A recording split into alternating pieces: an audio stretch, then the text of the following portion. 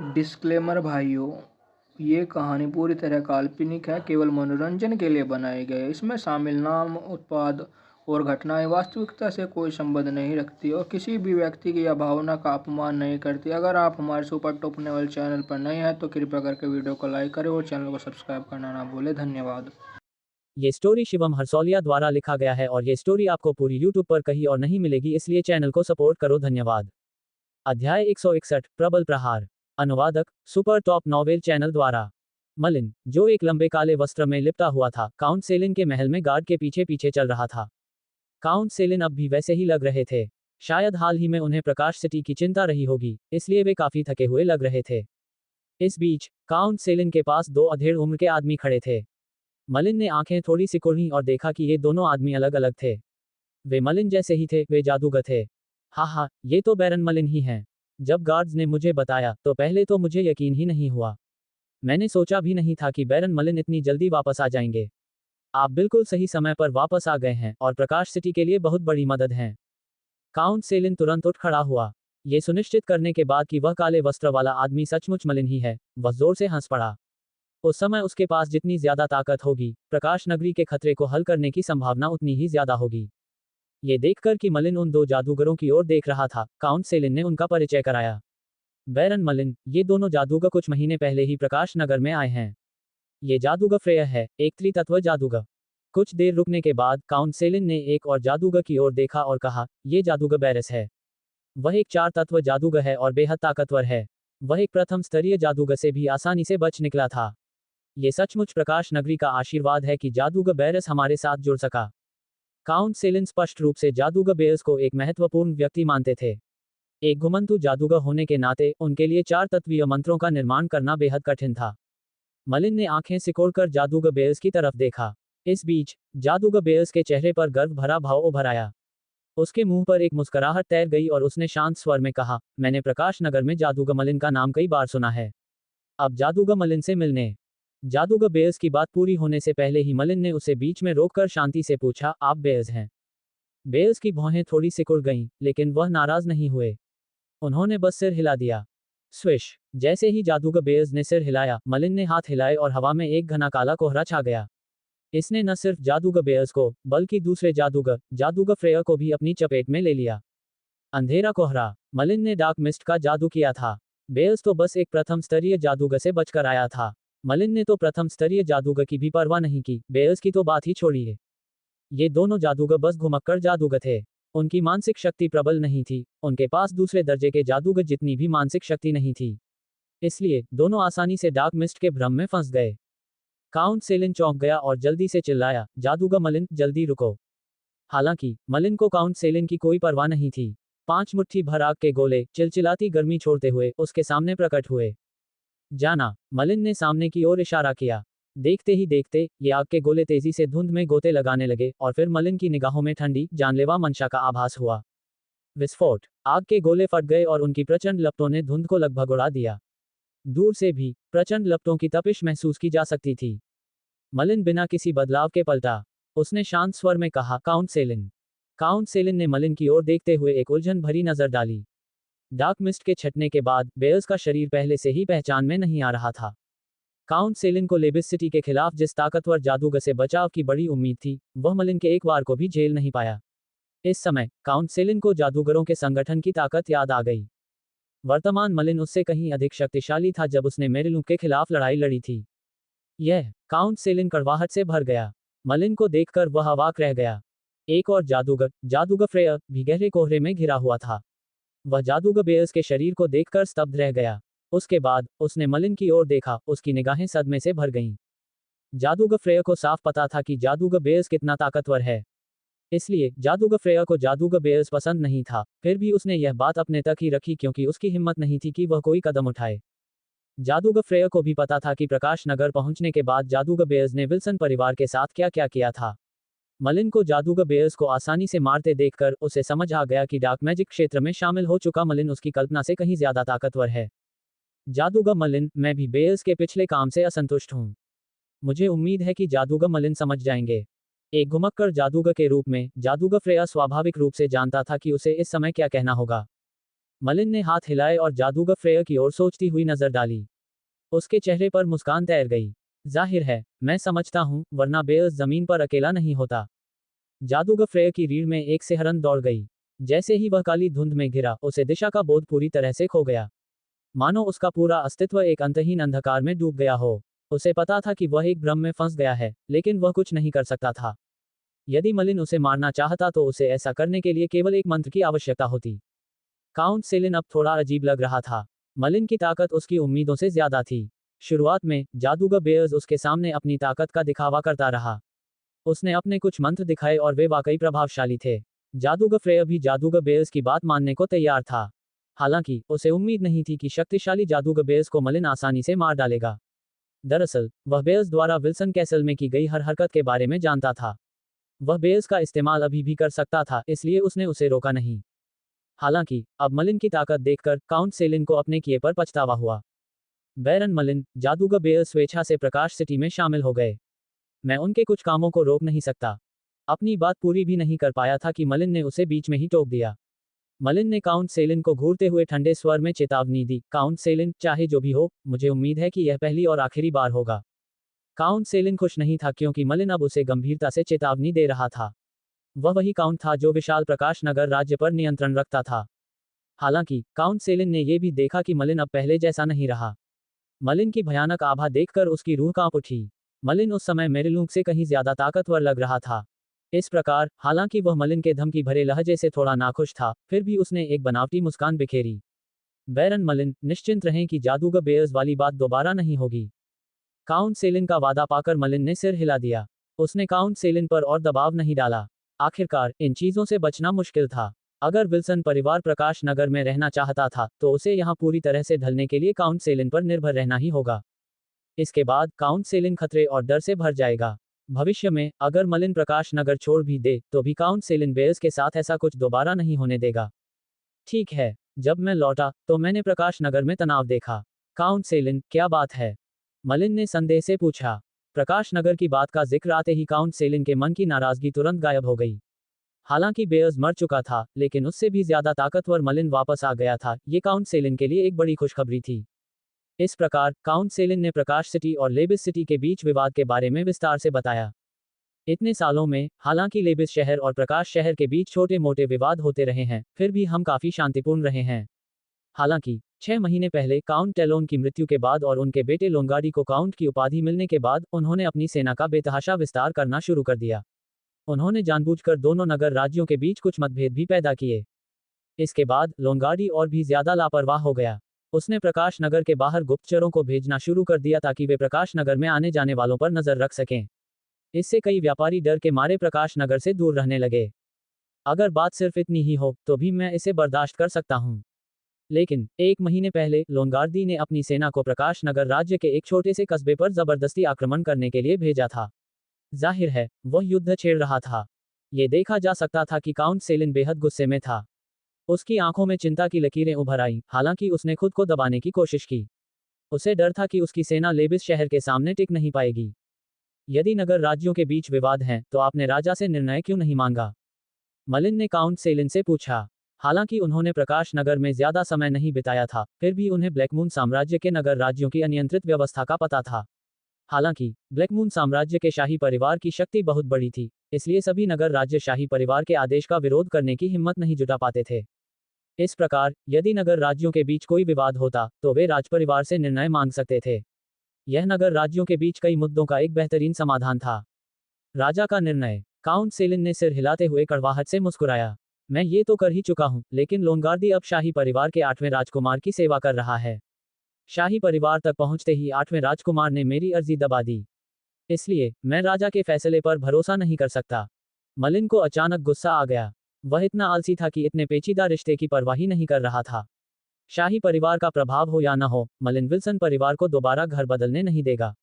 Blackwater city से प्रकाश city तक की यात्रा में पूरे विल्सन परिवार को पहले भी काफी मुश्किलों का सामना करना पड़ा था। काफी कठिनाइयों के बाद अब उनका जीवन स्थिर था, इसलिए मलिन ऐसी घटना दोबारा नहीं होने देंगे।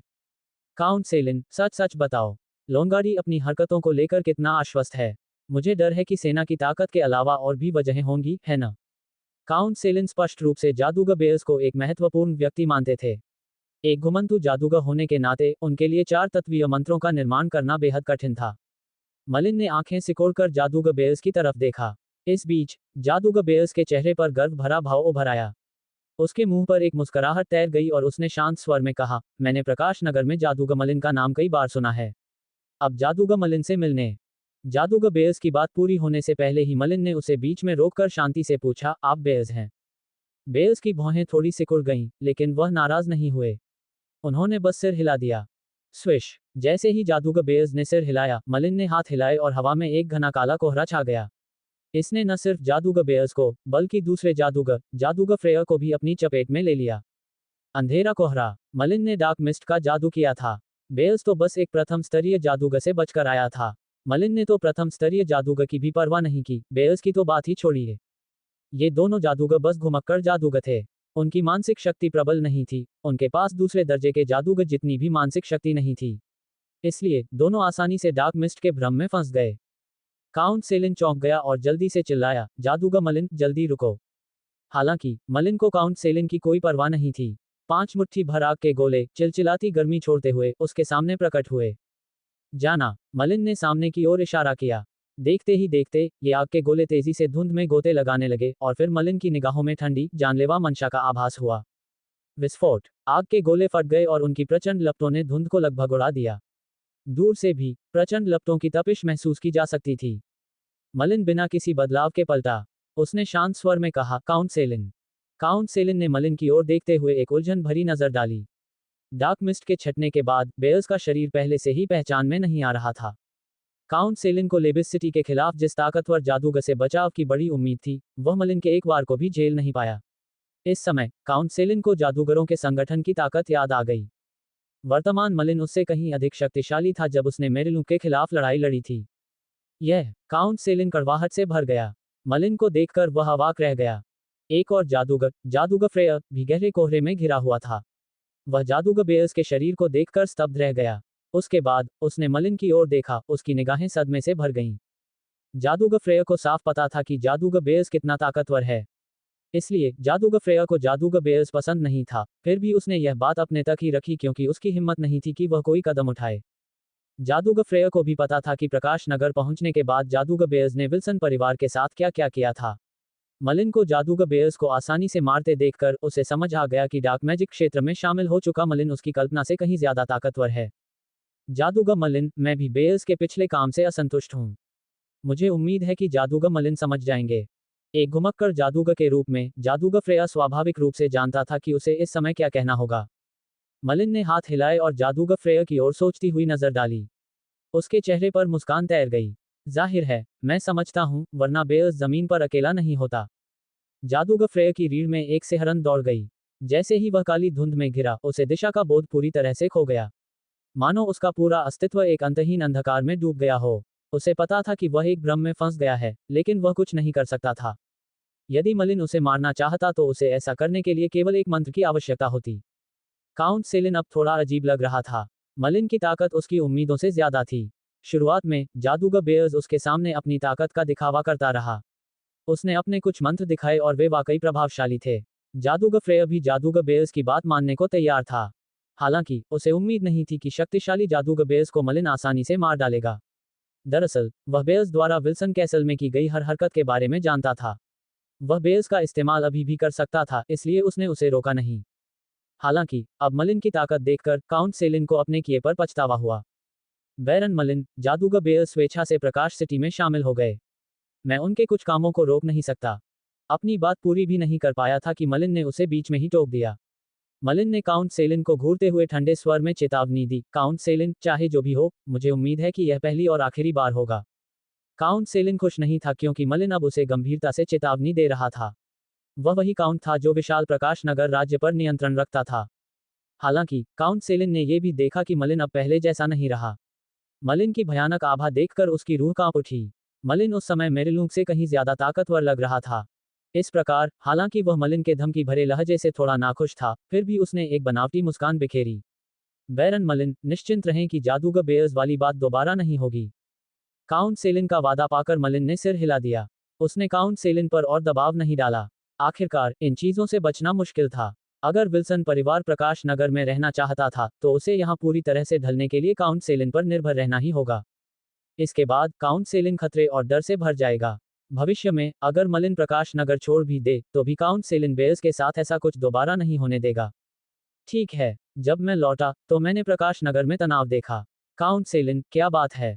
मलिन ने संदेह से पूछा। प्रकाश नगर की बात का जिक्र आते ही काउंट सेलिन के मन की नाराजगी तुरंत गायब हो गई। हालांकि बेयर्स मर चुका था, लेकिन उससे भी ज्यादा ताकतवर मलिन वापस आ गया था। ये काउंट सेलिन के लिए एक बड़ी खुशखबरी थी। इस प्रकार काउंट सेलिन ने प्रकाश सिटी और लेबिस सिटी के बीच विवाद के बारे में विस्तार से बताया। इतने सालों में हालांकि लेबिस शहर और प्रकाश शहर के बीच छोटे मोटे विवाद होते रहे हैं, फिर भी हम काफी शांतिपूर्ण रहे हैं। हालांकि 6 महीने पहले काउंट टेलोन की मृत्यु के बाद और उनके बेटे लोंगार्डी को काउंट की उपाधि मिलने के बाद उन्होंने अपनी सेना का बेतहाशा विस्तार करना शुरू कर दिया। उन्होंने जानबूझकर दोनों नगर राज्यों के बीच कुछ मतभेद भी पैदा किए। इसके बाद लोंगार्डी और भी ज्यादा लापरवाह हो गया। उसने प्रकाश नगर के बाहर गुप्तचरों को भेजना शुरू कर दिया ताकि वे प्रकाश नगर में आने जाने वालों पर नजर रख सकें।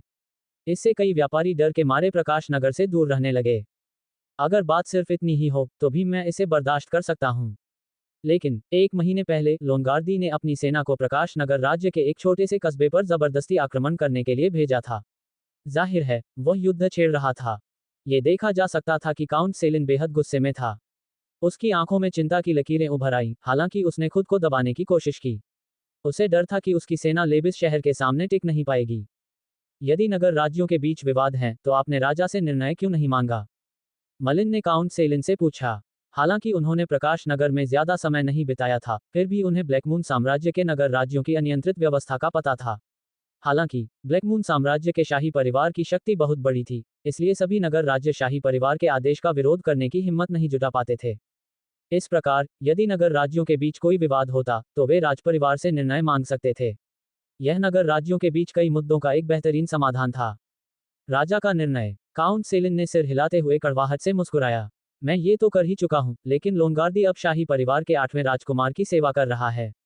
शाही परिवार तक पहुंचते ही 8वें राजकुमार ने मेरी अर्जी दबा दी। इसलिए मैं राजा के फैसले पर भरोसा नहीं कर सकता। मलिन को अचानक गुस्सा आ गया। वह इतना आलसी था कि इतने पेचीदा रिश्ते की परवाह ही नहीं कर रहा था। शाही परिवार का प्रभाव हो या न हो, मलिन विल्सन परिवार को दोबारा घर बदलने नहीं देगा। ब्लैकवाटर सिटी से प्रकाश सिटी तक की यात्रा में पूरे विल्सन परिवार को पहले भी काफी मुश्किलों का सामना करना पड़ा था।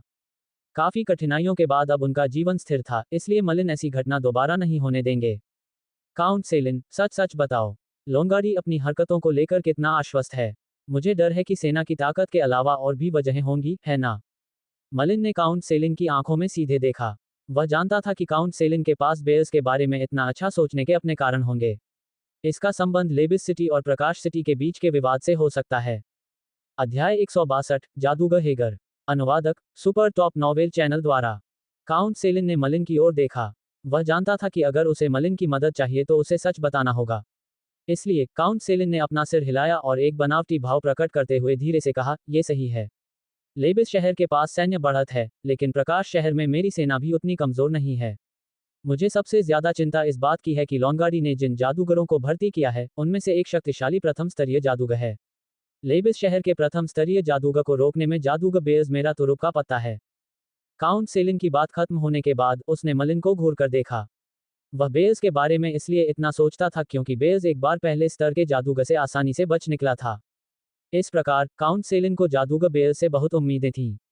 अगर दोनों नगर राज्यों के बीच स्थिति बिगड़ गई और अंततः युद्ध छिड़ गया, तो वह उस शक्तिशाली प्रथम स्तरीय जादूगर को जादूगर बेयर्स के हाथों में छोड़ देगा। हालांकि अब बेयर्स मर चुका था। उसकी जगह प्रकाश नगर में एक शक्तिशाली जादूगर प्रकट हो गया था।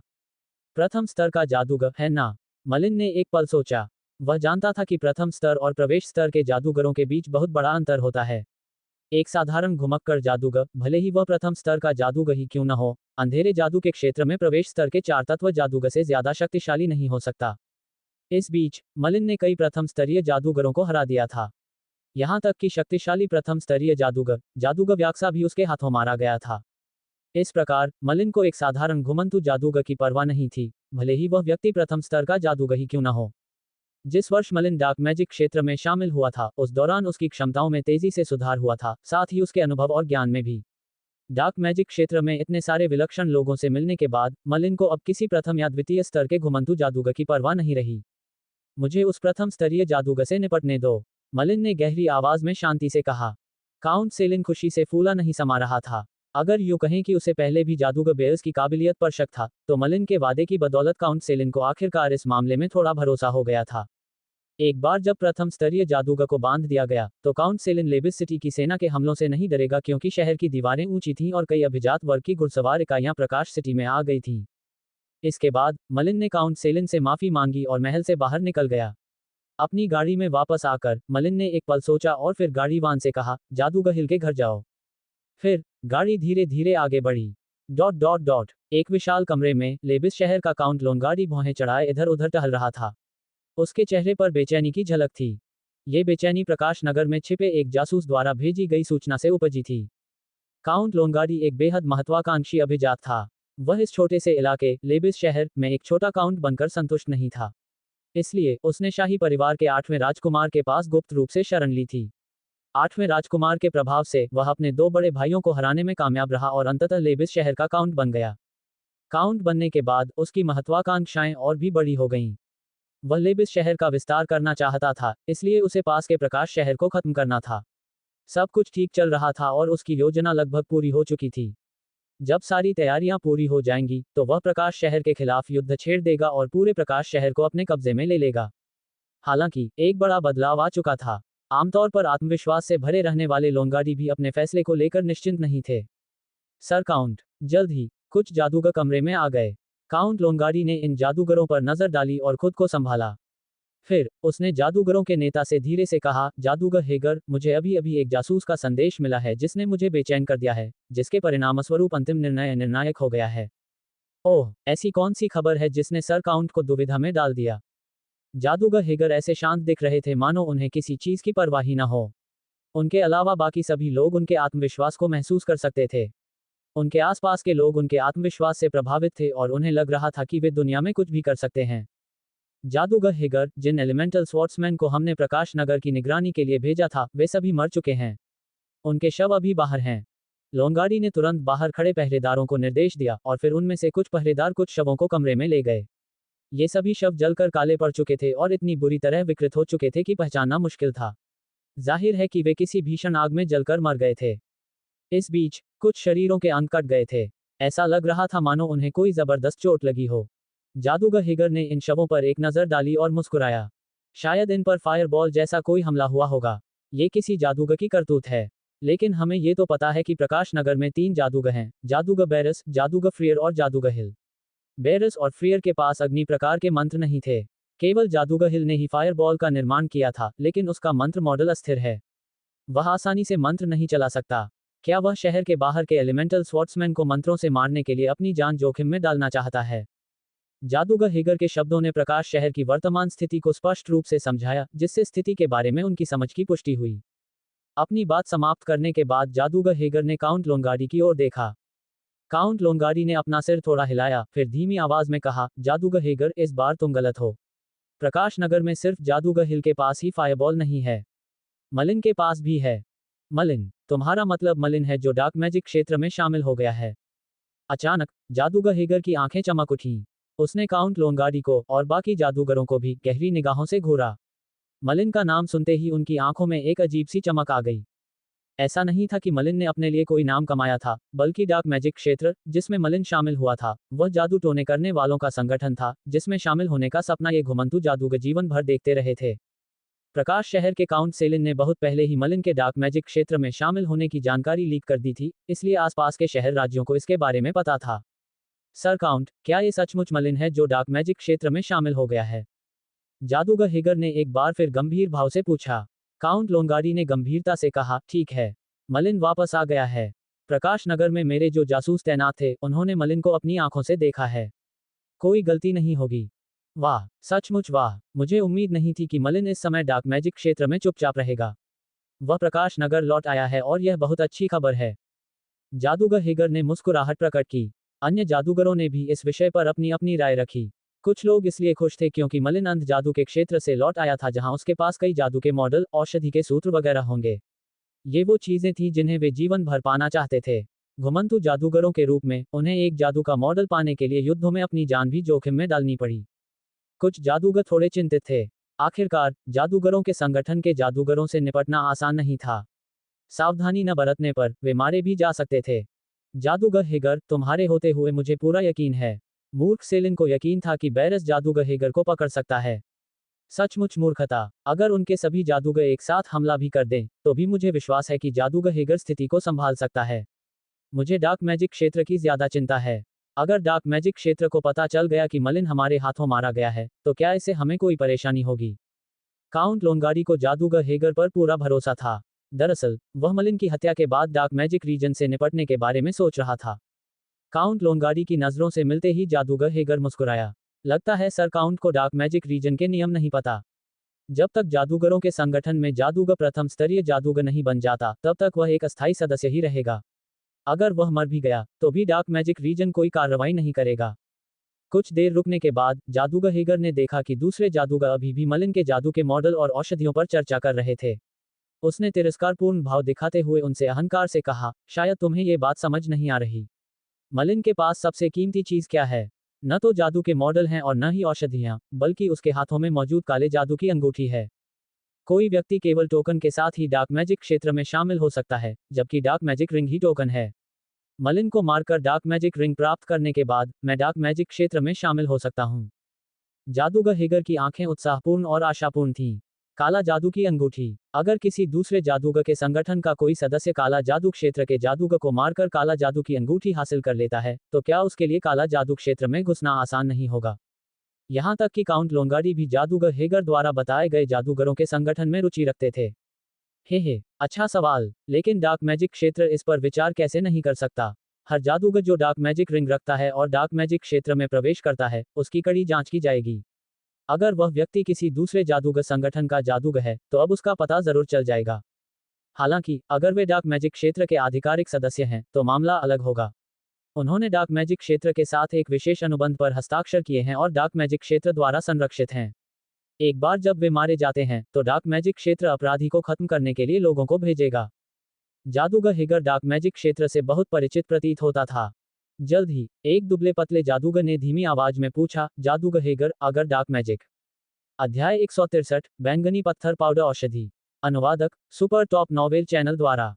ठीक है, जादूगर हेगर हमारे साथ है। अगर सेलिन के पास एक और मलिन भी हो, तो भी कोई दिक्कत नहीं होगी। चलो, मेरे जादूगरों, तैयार हो जाओ। कल सुबह सुबह हम प्रकाश नगरी के खिलाफ युद्ध छेड़ेंगे। काउंट लोंगारी ने प्रकाश सिटी के खिलाफ कार्रवाई करने का निर्णय ले लिया था। इस प्रकार, जादूगर उत्साह में चले गए। काउंट लोंगारी ने 6 जादूगरों की भर्ती की थी।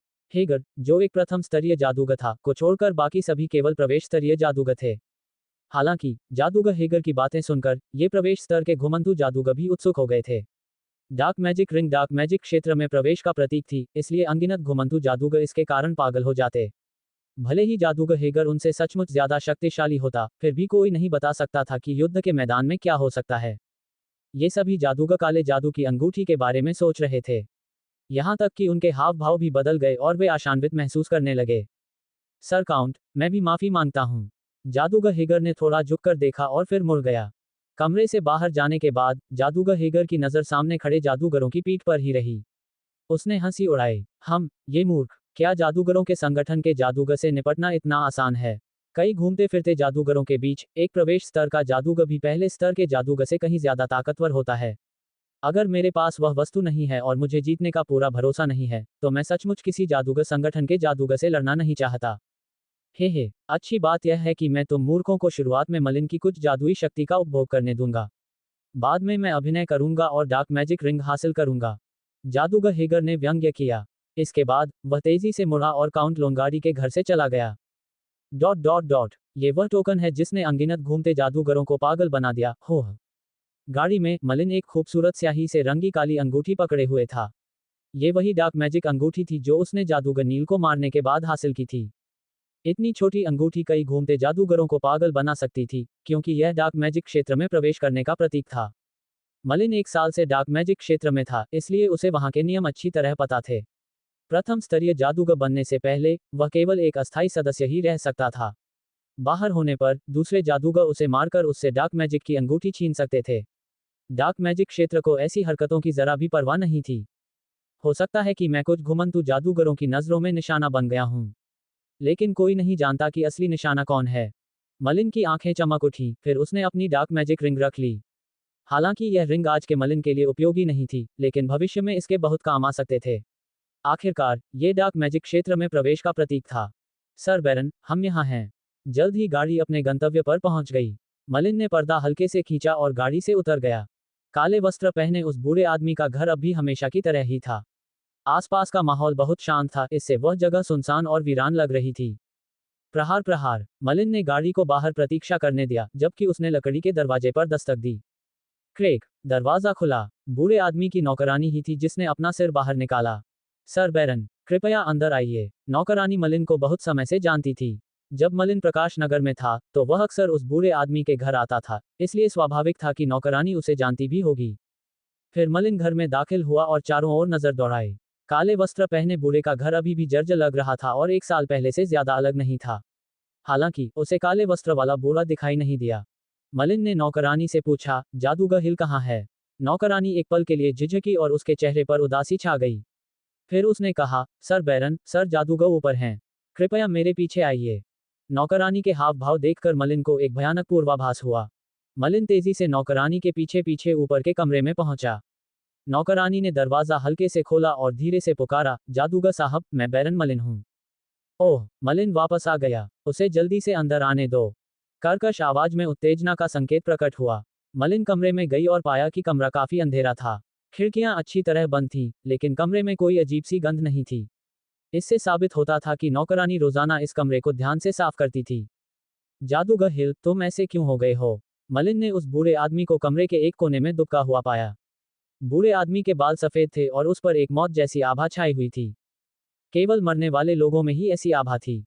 मलिन ने याद किया कि जब वह वहां से गया था, तो बूढ़े व्यक्ति की चेतना में जादू मॉडल स्थिर हो रहे थे, यद्यपि पूरी तरह से नियंत्रण में नहीं थे। इसके अलावा, काले वस्त्र पहने उस बूढ़े की मानसिक शक्ति उसके शरीर में मौजूद मंत्र मॉडल्स को दबा रही थी। 1 साल में, उस बूढ़े के मंत्र मॉडल्स में ज्यादा बदलाव नहीं होंगे। हालांकि, सच्चाई उसके सामने आ गई। काले वस्त्र पहने बूढ़ा व्यक्ति अब अपनी चेतना में मौजूद जादू के मॉडलों को दबा नहीं सकता था। जादूगर मलिन, ये वास्तव में आप हैं? बूढ़े ने अपना सिर उठाया। ये पक्का होते ही कि वह मलिन ही है, उसकी आंखें, जो मौत जैसी शांति से भरी थी, अचानक चमक उठी। कुछ देर रुकने के बाद, बूढ़े ने मुस्कुराते हुए कहा, हे। ये सब बेल्स की बदौलत है कि मैं इस तरह का बन पाया हूँ। इसके बाद, बूढ़े व्यक्ति ने संक्षेप में घटना का वर्णन किया। मलिन को धीरे धीरे समझ में आ गया कि बेल्स को डराने के बाद बूढ़े आदमी का जादू मॉडल अस्थिर हो गया था। सच कहूं तो, मलिन सचमुच उस काले वस्त्रधारी बूढ़े आदमी का ऋणी था। आखिरकार, मलिन ने ही तो जाने से पहले उस काले वस्त्रधारी बूढ़े आदमी से विल्सन परिवार की देखभाल करने को कहा था। जादूगर मलिन, यह मरता हुआ बूढ़ा आदमी अपने वादे पर खरा उतरा है। मैंने एक बार विल्सन परिवार की मदद की थी। आपके बारे में क्या आपको कोई ऐसी औषधि या औषधि का फॉर्मूला मिला है जो डार्क मैजिक क्षेत्र में स्पेल मॉडल को स्थिर कर सके? काले वस्त्र पहने बूढ़ा आदमी उत्सुकता से मलिन को घूर रहा था। उसने अपनी सारी उम्मीदें मलिन पर लगा रखी थीं।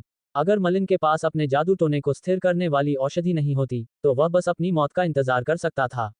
और उसकी इस हालत में, वह 1 साल भी नहीं जी पाता। मलिन के चेहरे पर धीरे से एक मुस्कान उभरी। उसने अपनी हथेली घुमाई और उसके हाथ में तुरंत एक औषधि आ गई। यह एक अजीब सा बैंगनी रंग का पाउडर था।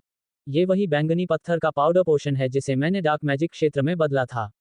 इसका 0 लेवल स्पेल मॉडल को स्थिर करने पर बहुत अच्छा प्रभाव पड़ता है। विजार्ड हिल, पहले इसे निगल लो, फिर हम देखेंगे कि यह पोशन कितना कारगर है।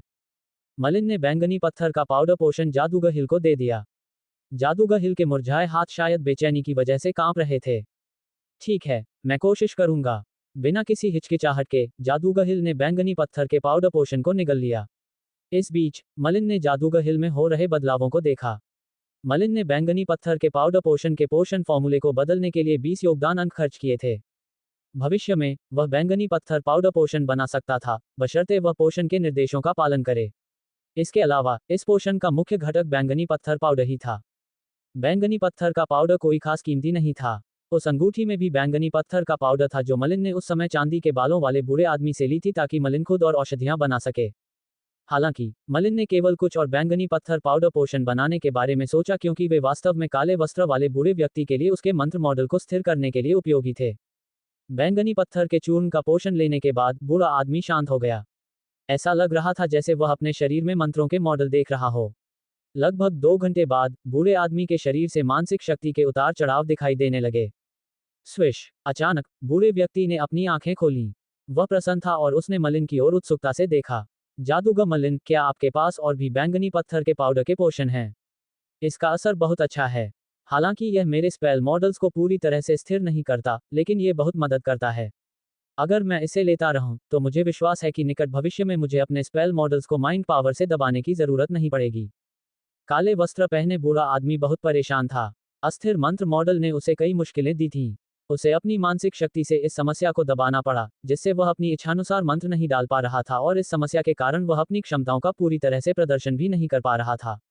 अब ऐसा प्रतीत हुआ कि बैंगनी पत्थर पाउडर पोशन वास्तव में उनके मंत्र मॉडल को स्थिर कर सकता है। बेशक, ऐसी स्थिरता अस्थायी थी और उसकी एक सीमा थी।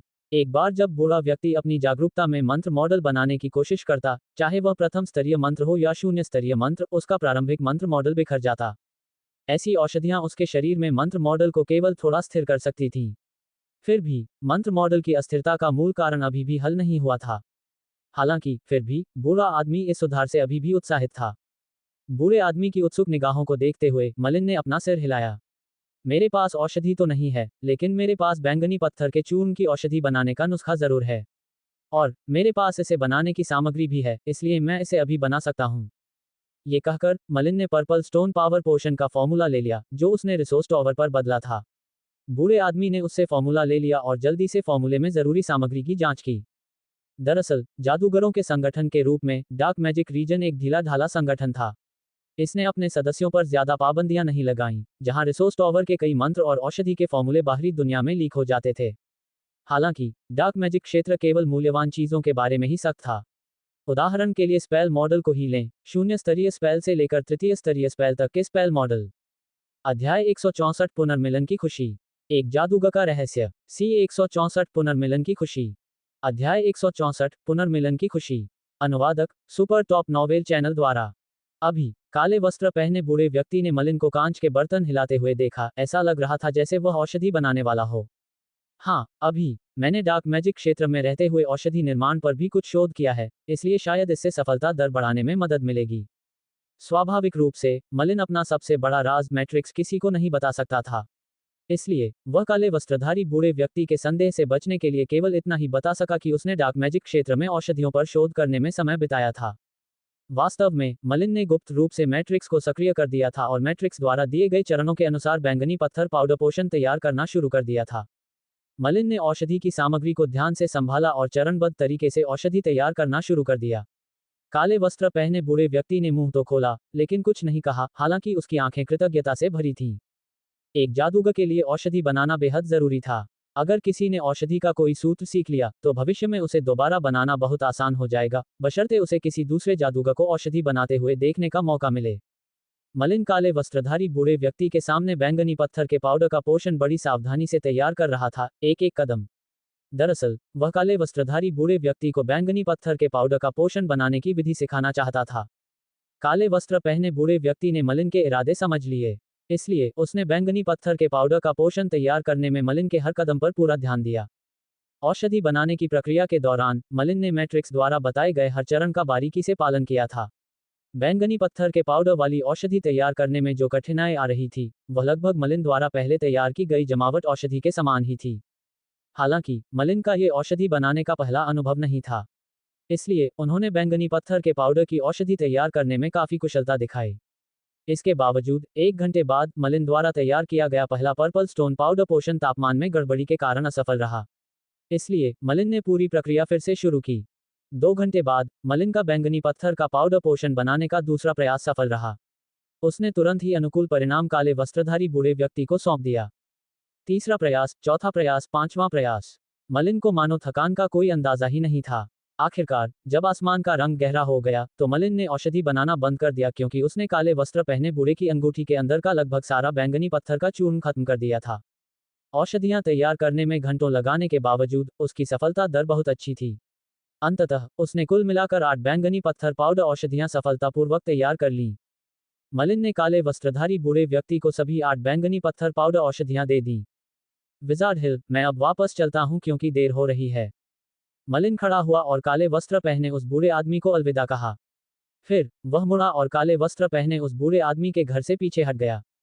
गाड़ी में सवार होते ही मलिन ने पर्दा खींचा और काले वस्त्रधारी बूढ़े के घर पर एक आखिरी नजर डाली। उसने अपना इरादा साफ जाहिर कर दिया था जब उसने जानबूझकर काले वस्त्रधारी बूढ़े के सामने बैंगनी पत्थर का चूर्ण तैयार किया था। वह काले वस्त्रधारी बूढ़े को औषधि बनाने का ज्ञान देना चाहता था ताकि वह खुद औषधि बनाने की प्रक्रिया का अंदाजा लगाते हुए कीमती सामग्री बर्बाद न करे। यह मलिन का विल्सन परिवार द्वारा काले वस्त्रधारी वृद्ध व्यक्ति के प्रति किए गए उपकार को चुकाने का तरीका भी था। उसके बाद मलिन ने शांतिपूर्वक आदेश दिया, चलो सीधे विल्सन कैसल की ओर चलें। गाड़ी धीरे धीरे विल्सन कैसल की दिशा की ओर बढ़ी। गाड़ी विल्सन किले के सामने रुकी। मलिन गाड़ी से उतरा और किले के अंदर चला गया। मलिन ने महल के परिसर में चमकते कवच पहने कई शूरवीरों को देखा। इसके अलावा अपनी तेज नजर से मलिन ने कुछ ही दूरी पर खड़े एक परिचित व्यक्ति को भी देखा। Uncle Pratt. कमांडर प्रैट अचानक मुड़े और जब उन्होंने देखा कि यह मलिन है तो उनके चेहरे पर खुशी की मुस्कान उभर आई। वे मलिन की ओर बढ़े और खुशी से चिल्लाए, महाराज, मेरी पत्नी ने हमें पहले ही एक पत्र दिया था जिसमें आपके लौटने का जिक्र था। मुझे यकीन नहीं हो रहा कि आप सचमुच लौट आए हैं। मलिन प्रैट की सच्ची खुशी को महसूस कर सकता था जो उसके दिल की गहराइयों से उठ रही थी। मलिन ने जब प्रैट को ध्यान से नापा तो उसे प्रैट के अंदर से एक अजीब सा दमनकारी स्वभाव का एहसास हुआ। उसकी शारीरिक विशेषता भी असाधारण रूप से शक्तिशाली थी। शायद उसकी ताकत पहले से ही किसी तीसरे दर्जे के एलिमेंटल स्वॉर्ड्समैन के बराबर थी। जब मलिन ने प्रकाश नगर छोड़ा था तब प्रैट केवल एक प्रथम स्तरीय मौलिक तलवारबाज था। ये संभव है कि उसकी बढ़ती उन्नति का कारण ये था कि ओल्ड विल्सन ने उन रहस्यमयी उभरी हुई मूर्तियों पर विचित्र मुद्राओं का ज्ञान उसे दे दिया था। प्रैट ने मलिन की आंखों में देखा और धीमी आवाज में कहा, सर, जल्दी अंदर आइए। आपके पिता आपका इंतजार कर रहे हैं। मलिन ने सिर हिलाया और ओल्ड विल्सन की छवि उसके मन में उभर आई। जल्द ही वह मुख्य हॉल में पहुंच गया। हॉल में एक हल्की पीली मोमबत्ती की रोशनी टिमटिमा रही थी। वहां एवरिल, चारिस और एक हट्टा कट्टा आदमी बैठा था। पिता, मलिन ने ओल्ड विल्सन को पुकारा। बूढ़े विल्सन ने जल्दी से अपना सिर घुमाया। उसकी आंखें मलिन से मिल गईं। हालांकि कोई बातचीत नहीं हुई थी, मलिन बूढ़े की आंखों से झलकते स्नेह और प्यार भरी परवाह को महसूस कर सकता था। काफी देर बाद ओल्ड विल्सन ने अंततः उत्तर दिया, आपको घर पर देखकर अच्छा लगा। छोटा सा वाक्य बहुत कुछ कह गया। फिर ओल्ड विल्सन और मलिन ने उस इलाके से जुड़े मामलों पर चर्चा शुरू कर दी। हालांकि अभी एक साल ही बीता था, मलिन के इलाके कॉनिक्सियन में बड़े बदलाव आ चुके थे। ओल्ड विल्सन के नियंत्रण में आने के बाद यह अपनी शुरुआती वीरान स्थिति से काफी हद तक समृद्ध हो गया था। हालांकि हाल के महीनों में जब से प्रकाश सिटी और लेबिस सिटी के बीच संबंध तनावपूर्ण हो गए, कॉनिक्सियन फिर से ठंडा और उदास हो गया।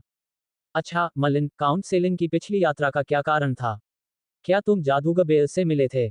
बेल्स का नाम सुनते ही बूढ़ा विल्सन थोड़ा तनाव में आ गया। मलिन ने हल्की सी मुस्कान दी। मैंने जादूगर बेल्स को मार डाला है, इसलिए वह विल्सन कैसल को फिर कभी परेशान नहीं करेगा। जहां तक काउंट सेलिन के आने की बात है तो वह लेबिस सिटी से जुड़े मामलों के सिलसिले में था। काउंट सेलिन प्रकाश सिटी पर भी कब्जा करने का इरादा रखता है। मुझे डर है कि भविष्य में कोई बड़ा युद्ध होने वाला है। बेरस मर गया। अच्छा, शाबाश, वह इसी लायक था। बूढ़े विल्सन के मुंह के कोने पर मुस्कान आ गई जब उसे पता चला कि बेरस की हत्या मलिन ने की है। फिर उसने आगे कहा, मलिन, प्रकाश नगरी गिर नहीं सकती। जब युद्ध का समय आएगा तो तुम्हें भी प्रकाश नगरी की रक्षा में योगदान देना होगा। आखिरकार हम एक बार बचकर निकल चुके हैं। मैं नहीं चाहता कि विल्सन परिवार को फिर कभी भगोड़ों की तरह भागना पड़े। बूढ़े विल्सन की मुट्ठियां कसकर बंद थीं और उनके चेहरे पर दृढ़ निश्चय का भाव था। मलिन ने सहमति में सिर हिलाया। मैं आपकी बात से सहमत हूं। विल्सन परिवार ने धीरे धीरे प्रकाश नगर में अपनी जड़ें जमा ली हैं, इसलिए हम यहां से आसानी से नहीं जा पाएंगे। मैं काउंट सेलिन की मदद करने की पूरी कोशिश करूंगा।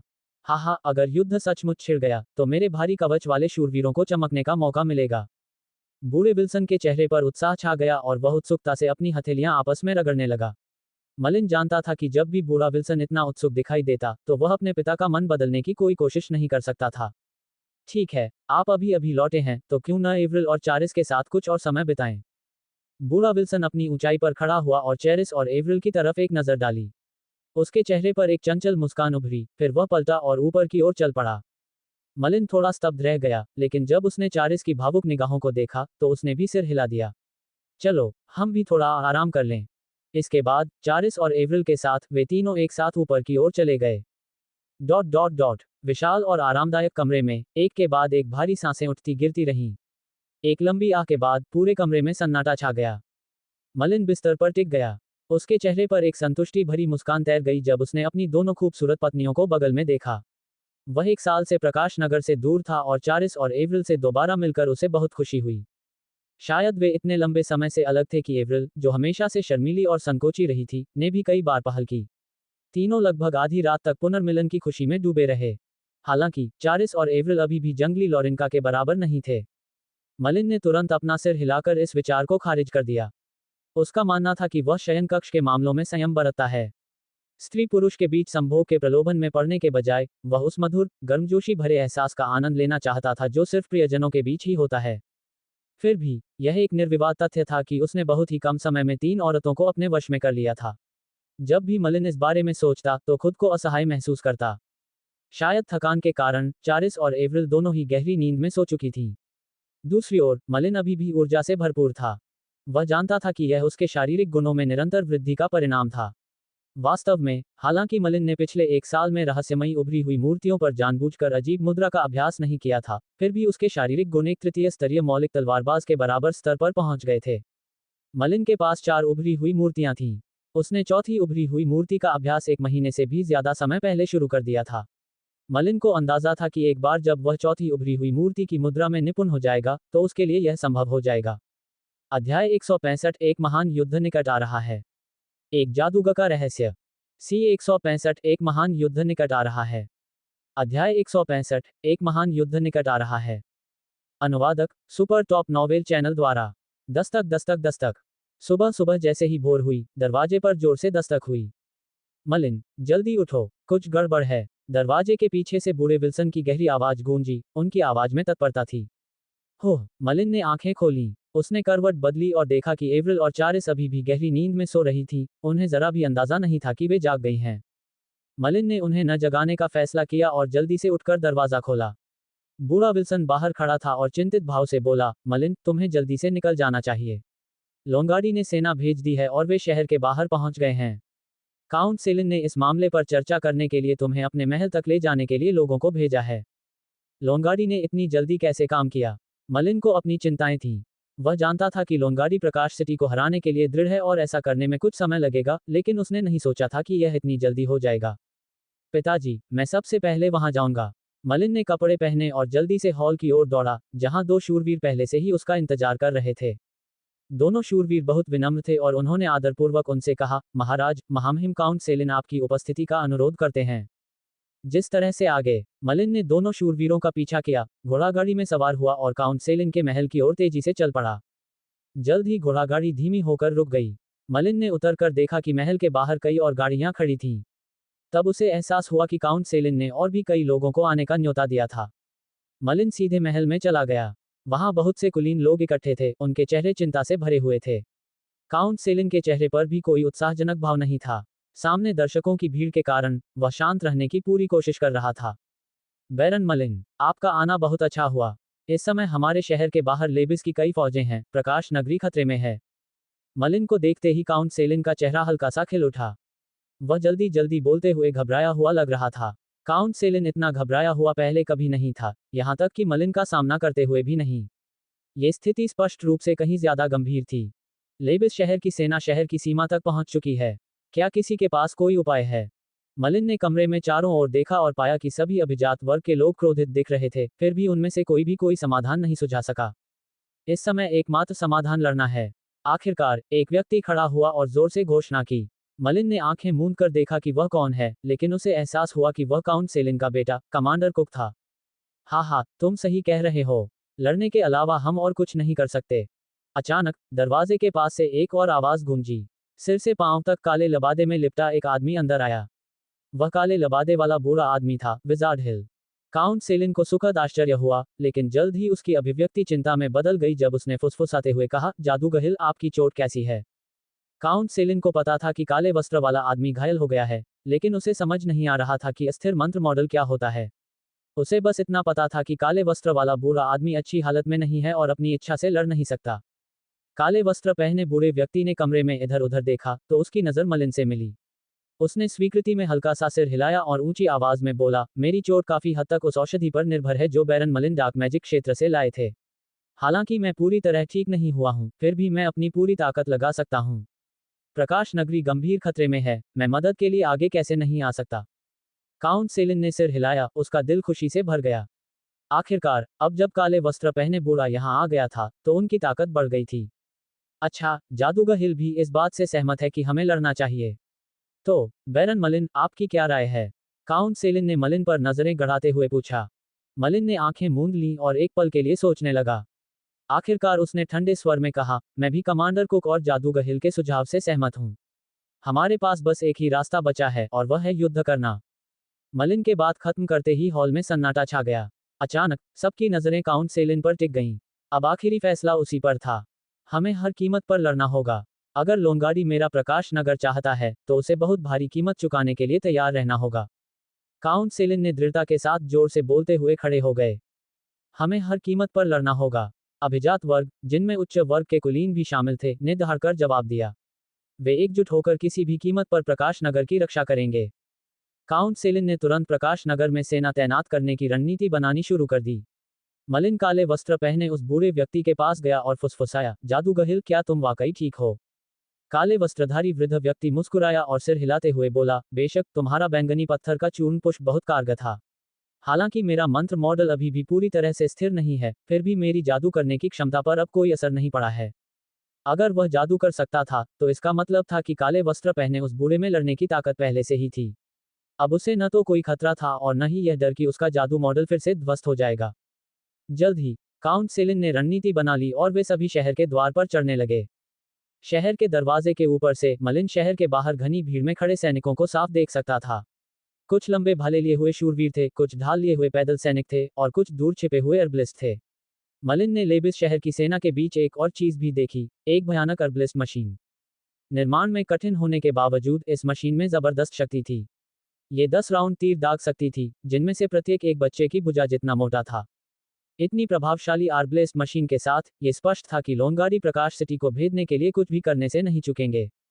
लेबिस शहर के सैनिकों की संख्या देखकर काउंट सेलिन का चेहरा पीला पड़ गया। मौत तक रक्षा करना कोई समाधान नहीं है। देर सवेर वे शहर में घुसपैठ कर ही लेंगे। चाहे कुछ भी हो, हमें कम से कम जवाबी हमला तो करना ही होगा। काउंट सेलिन ने जल्दी से खुद को शांत किया, और हालांकि वह नीचे लेबिस सिटी के कई सैनिकों को देख सकता था, उसे पता था कि अब पीछे हटने का कोई रास्ता नहीं है। बचाव करना कभी भी समाधान नहीं था।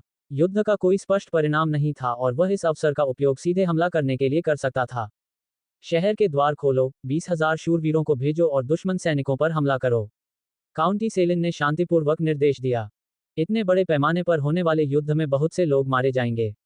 काउंट सेलिन समझ गया कि इसके लिए एक मजबूत कमांडिंग क्षमता की जरूरत है और मलिन या काले वस्त्र वाला बूढ़ा आदमी भी उसकी मदद नहीं कर सकता था। मलिन की योजना किसी भी दुश्मन जादूगर को शहर के द्वार को नष्ट करने से रोकना था। प्रकाश नगर तब तक सुरक्षित रहेगा जब तक शहर के द्वार को नुकसान न पहुंचे। जल्द ही प्रकाश नगर का द्वार खुल गया। हजारों शूरवीर शहर से बाहर निकल आए और उनके बीच एक काली धारा बह रही थी जिसने कई लोगों का ध्यान अपनी ओर खींचा। पिता, मलिन ने आंखें मूंद लीं। उसे अंदाजा नहीं था कि बूढ़ा विल्सन अपने सैकड़ों शूरवीरों को आदेश देकर शहर के फाटकों से बाहर निकल जाएगा। काउंट सेलिन चिंतित दिखे और मलिन की ओर मुड़े। बैरन मलिन, क्या आप चाहेंगे कि मैं कमांडर विल्सन को वापस आने का आदेश दूं? मलिन ने अपना सिर हिलाया, उसकी नजर ओल्ड विल्सन पर टिकी रही और उसने शांति से कहा, कोई जरूरत नहीं है। शायद यही जिंदगी मेरे पिता जीना चाहते थे। उन्होंने कभी भी शूरवीर के रूप में प्रशिक्षण लेना बंद नहीं किया। जरूर यह एक दिन युद्ध के मैदान में लौटने की उम्मीद में था। मलिन जानता था कि दशकों तक सेना में रहने का ओल्ड विल्सन के जीवन पर गहरा प्रभाव पड़ा था। शायद युद्ध के मैदान में अंत तक लड़ना ही वह जीवन था जो ओल्ड विल्सन चाहता था। आक्रमण करना। सेलिन के आदेशानुसार 20,000 शूरवीर लेबिस शहर की सेना की ओर बढ़ने लगे। जैसे ही दोनों विरोधी पक्ष युद्ध में उलझने लगे, लेबिस शहर की सेना से लगभग 10,000 शूरवीर भी दौड़ पड़े। लड़ाई में हजारों लोग मारे गए। एक हो या 10, इससे कोई फर्क नहीं पड़ता था। हर जान बहुत ही कमजोर लग रही थी। मलिन के लिए यह पहली बार था जब उन्होंने इतना बड़ा युद्ध देखा। उन्होंने देखा कि जब दो विरोधी शूरवीर आपस में भिड़ते हैं, तो यह एक क्रूर मारकाट होती है। या तो आप मारते हैं या मारे जाते हैं। दोनों विरोधियों के बीच एक काली धारा बेहद आकर्षक लग रही थी। यह ओल्ड विल्सन था, अपने भारी कवच में, जिसने 10 साल से भी ज्यादा समय तक उसकी सेवा की थी। ये ब्लैकवाटर सिटी से प्रकाश सिटी तक उसका पीछा करता रहा था, और अब आखिरकार वे एक जोड़ी के रूप में अपनी योग्यता साबित कर सकते थे। युद्ध के मैदान में वे एक तेज खंजर की तरह मिलकर काम करते थे, दुश्मनों के दिलों को भेदते हुए। बख्तरबंद शूरवीर जहां भी जाते, उन्हें कोई नहीं रोक सकता था। वे अजेय थे। हालांकि उनकी संख्या बहुत कम थी। प्रकाश नगर के शूरवीरों ने हार के संकेत दिखाने शुरू कर दिए। प्राचीर के पीछे काउंट सेलिन ने अपना सिर हिलाया, निराशा से भरा चेहरा बोला, हम हार गए हैं। पीछे हटने का आदेश जारी करो। जब हमारे सभी सैनिक शहर में प्रवेश कर जाएं, तो द्वार बंद कर दो। काउंट सेलिन को जल्दी ही एहसास हो गया कि यह युद्ध उनके लिए अनुकूल नहीं है। चाहे कुछ भी हो, उन्हें अपनी ऊर्जा जल्दी बर्बाद नहीं करनी चाहिए। आखिरकार प्रकाश नगर की रक्षा करना तो उन्हीं पर था। धीरे धीरे प्रकाश नगर के शूरवीर प्राचीर के भीतर धीरे धीरे पीछे हटने लगे। मलिन ने ओल्ड विल्सन पर पूरा ध्यान दिया। हालांकि बख्तरबंद योद्धा ने हमला किया और कई दुश्मन सैनिकों की जान चली गई, ओल्ड विल्सन बिना किसी नुकसान के शहर में वापस लौटने में कामयाब रहा। जब मलिन को पता चला कि ओल्ड विल्सन सुरक्षित लौट आया है तो उसने राहत की सांस ली। मलिन ने घनी भीड़ में खड़े सैनिकों की ओर देखा और भौहें सिकोड़ लीं। उसका सबसे शक्तिशाली व्यापक दूरी का हमला थंडरबोल्ट नेट सैकड़ों मीटर के युद्ध क्षेत्र को घेरने के लिए पर्याप्त नहीं था। वह उन सभी पर एक ही बार में हमला नहीं कर सकता था। इसके अलावा अभी अध्याय 166 अवरोध को तोड़ना। अनुवादक सुपर टॉप नॉवेल चैनल द्वारा। कसाईखाना युद्ध। काले वस्त्रधारी बूढ़े ने धीरे से बुदबुदाया। इस समय न केवल मलिन ने अपनी नजर काले वस्त्रधारी बूढ़े पर केंद्रित की, बल्कि अन्य कुलीनों और काउंट सेलिन ने भी। अब जाकर उन्हें एहसास हुआ कि जादूगर हिल महत्वपूर्ण मामलों में अनुभवी और जानकार था। आखिरकार उसने स्लॉटर हाउस जैसे भयानक युद्ध में हिस्सा लिया था और स्लॉटर हाउस से ज्यादा क्रूर युद्ध शायद ही कभी हुए हों। काले वस्त्र पहने बूढ़े ने शहर के नीचे सैनिकों की भीड़ को देखा। अपनी यादों में खोकर वह धीरे से बोला, स्लॉटर हाउस युद्ध बर्बर था। यहाँ तक कि महान जादूगर भी, जो अकेले ही एक सैन्य किले को ध्वस्त करने में सक्षम थे, अनगिनत संख्या में मारे गए। ऐसे जादूगर कम से कम चौथे स्तर के जादूगर रहे होंगे। स्लॉटर हाउस के बाद के चरणों में यही वास्तविक स्थिति थी। कुल मिलाकर एक भी सैनिक नहीं बचा था, केवल वे दुर्जय जादूगर ही बचे थे। युद्ध के अंतिम चरणों में, जिसके बारे में काले वस्त्रधारी उस बूढ़े व्यक्ति ने बताया था, हर हाव भाव और हर हरकत में अपार शक्ति रही होगी। जब ये जादूगर, जो एक ही मंत्र से हजारों हजारों सामान्य लोगों को मार सकते थे, भीषण युद्ध में लगे, तो कौन जाने उनमें से कितने मारे गए। युद्ध के शुरुआती दौर के बारे में क्या? शुरुआती जादूगर क्या करते थे? मलिन ने अपना प्रश्न जारी रखा। शुरुआती दौर। उन शक्तिशाली जादूगरों के हस्तक्षेप से पहले कुछ नौसिखिए जादूगर सैनिकों का पीछा करते हुए विशाल सैनिकों के बीच घुस गए, दुश्मन सेना के कमांडर को मारने के मौके की तलाश में। हालांकि सैकड़ों हजारों नौमी सैनिकों को संभालने में सक्षम होने के बावजूद नौसिखिए जादूगरों के मंत्र बहुत शक्तिशाली नहीं थे। इसलिए जब उनका सामना 10,000 से ज्यादा सैनिकों द्वारा दागे गए आर्बलेस्ट बोल्टों की तेज धार से हुआ, तो कई नौसिखिए जादूगर मारे गए। काले वस्त्र पहने बूढ़े ने चेहरे पर अफसोस के भाव के साथ अपना सिर हल्का सा हिलाया। खुद एक जादूगर होने के नाते काले वस्त्र पहने बूढ़ा ज्यादातर जादूगरों जैसा था, जो खुद को सामान्य लोगों से ज्यादा विशिष्ट और महान समझते थे। काले वस्त्र पहने उस बूढ़े व्यक्ति के लिए नौमियों के हाथों एक जादूगर की मृत्यु जादूगर के लिए सबसे बड़ी त्रासदी थी। हालांकि स्थिति की यही सच्चाई थी। अगर उन प्रवेश स्तर के जादूगरों को आर्बलेस्ट से भारी हथियारों से लैस नौमियों का सामना करते समय कोई रक्षात्मक मंत्र नहीं पता होता, तो ये जादूगर नौमियों से ज्यादा अलग नहीं होते और आसानी से मारे जा सकते थे। फिर भी रक्षात्मक मंत्र प्राप्त करने के बाद वे और भी ज्यादा शक्तिशाली हो जाते। फिर भी हजारों हजार प्रशिक्षित सैनिकों का अकेले सामना करना उनके लिए खतरनाक था। यहाँ तक कि तीसरे स्तर के कुछ जादूगर भी गोली लगने से मारे जा सकते थे। काउंट सेलिन, शहर के दरवाजे खोलो, मैं अकेला जाऊंगा। मलिन अचानक बोल पड़ा जब उसने नीचे सैनिकों की घनी भीड़ को देखा।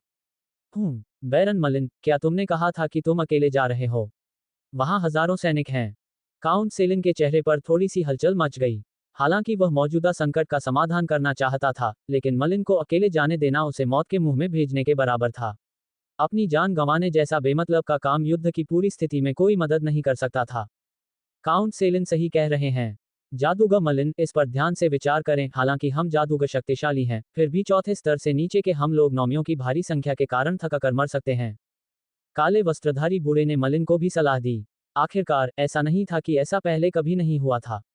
स्लॉटर हाउस युद्ध के दौरान शक्तिशाली तृतीय स्तरीय जादूगरों को विशाल सेनाओं और उनके लगभग अंतहीन आर्बलेस बोल्टों ने घिस घिस कर मार डाला था।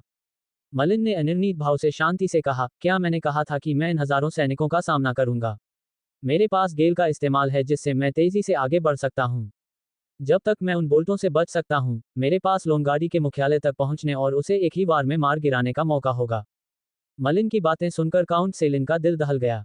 भले ही मलिन की योजना पूरी तरह से पागलपन भरी हो और जहां तक वह समझ सकता था, उसे सफलतापूर्वक अंजाम देना मुश्किल हो, लेकिन अगर वह सचमुच कामयाब हो गया और लोनगार्दी मर गया, तो लेबिस की सेनाएं अपने आप बिखर जाएंगी।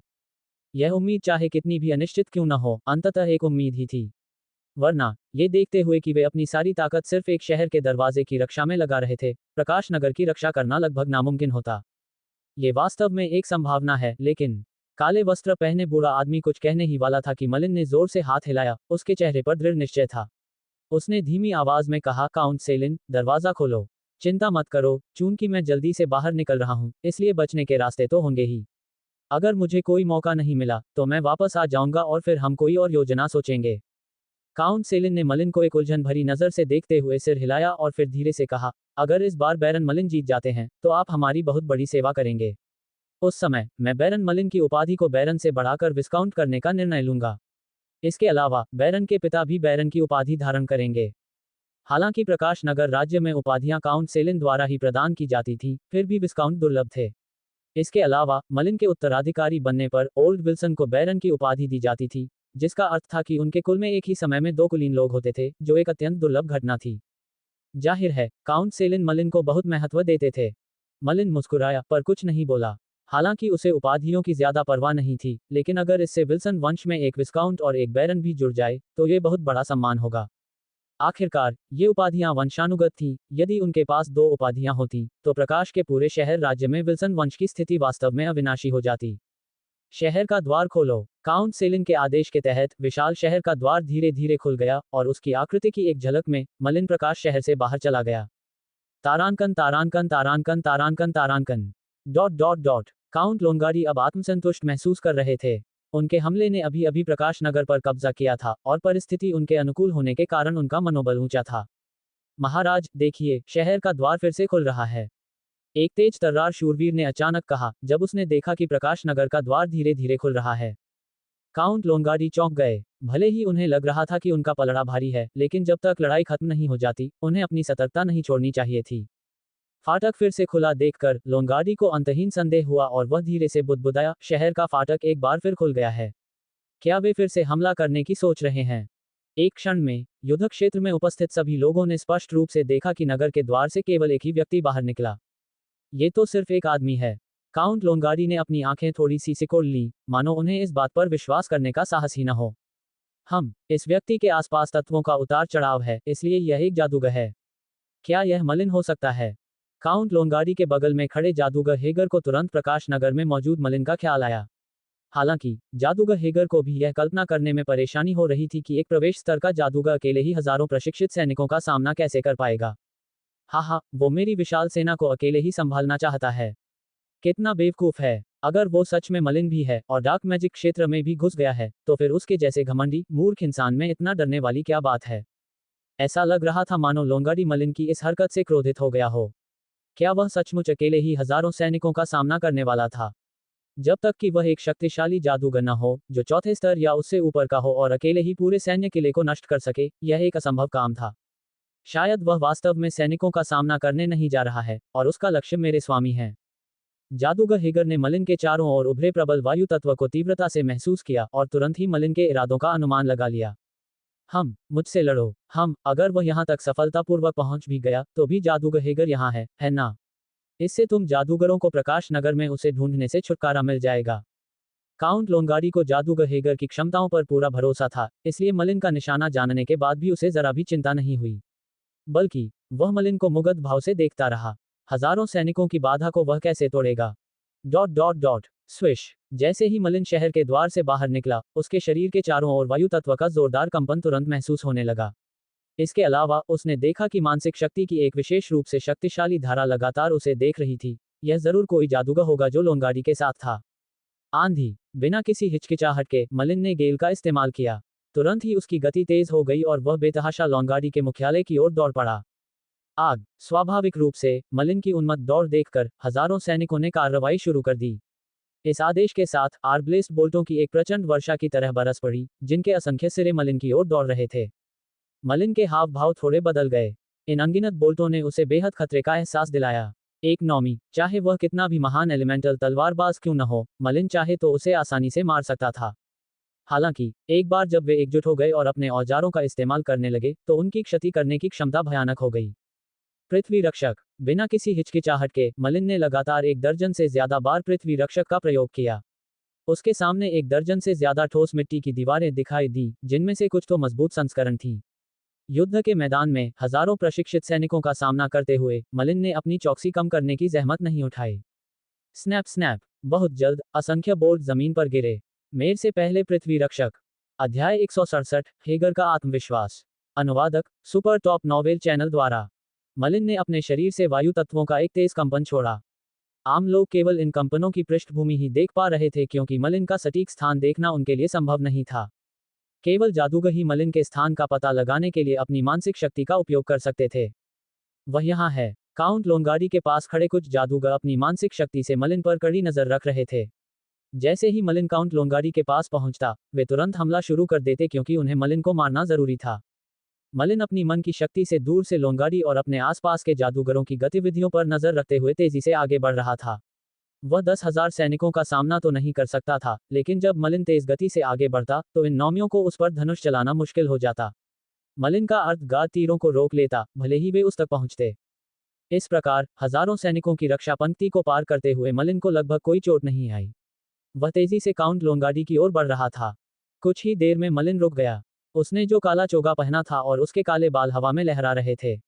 उसके युवा चेहरे पर भोलेपन का जरा भी आभास नहीं था। उसकी आंखों में एक गहरा भाव था, मानो उसने जिंदगी में कई उतार चढ़ाव देखे हों। मारना। ये देखते ही कि मलिन रक्षा पंक्ति को पार कर सीधे काउंट लोंगारी के मुख्यालय में आ गया है, अच्छी तरह से तैयार स्पेल कास्टर्स ने तुरंत हमला करना शुरू कर दिया। एकाएक आकाश में तत्वों के प्रचंड उतार चढ़ाव छा गए। अग्नि प्रकार के मंत्र, वायु प्रकार के मंत्र, हिम प्रकार के मंत्र और भी बहुत कुछ मलिन पर लगातार बरस रहे थे। इन निर्मम हमलों से मलिन को खतरे का गहरा एहसास हुआ। सबसे खास बात यह थी कि इन हमलों के बीच कुछ प्रथम स्तरीय मंत्र छिपे हुए थे। जाहिर है, ये मंत्र उन प्रथम स्तरीय जादूगरों द्वारा डाले गए थे जिन्हें काउंट लोंगारी ने भर्ती किया था। संरक्षक स्मारक। धीमी आवाज में मलिन ने अंततः अपना प्रथम स्तरीय मंत्र, गार्जियन मॉन्यूमेंट, डाला, जिसे उसने कुछ समय पहले ही बनाया था। तुरंत ही अनेक विशाल स्मारकों ने मलिन को ऊपर से नीचे तक ढक लिया और उनमें से एक तेज रोशनी झिलमिलाने लगी। कंपन। उसे एक तेज कंपन महसूस हुआ। कुछ मंत्रों को रोकने के बाद भी गार्जियन मॉन्यूमेंट नष्ट नहीं हुआ, बल्कि थोड़ा हिल गया।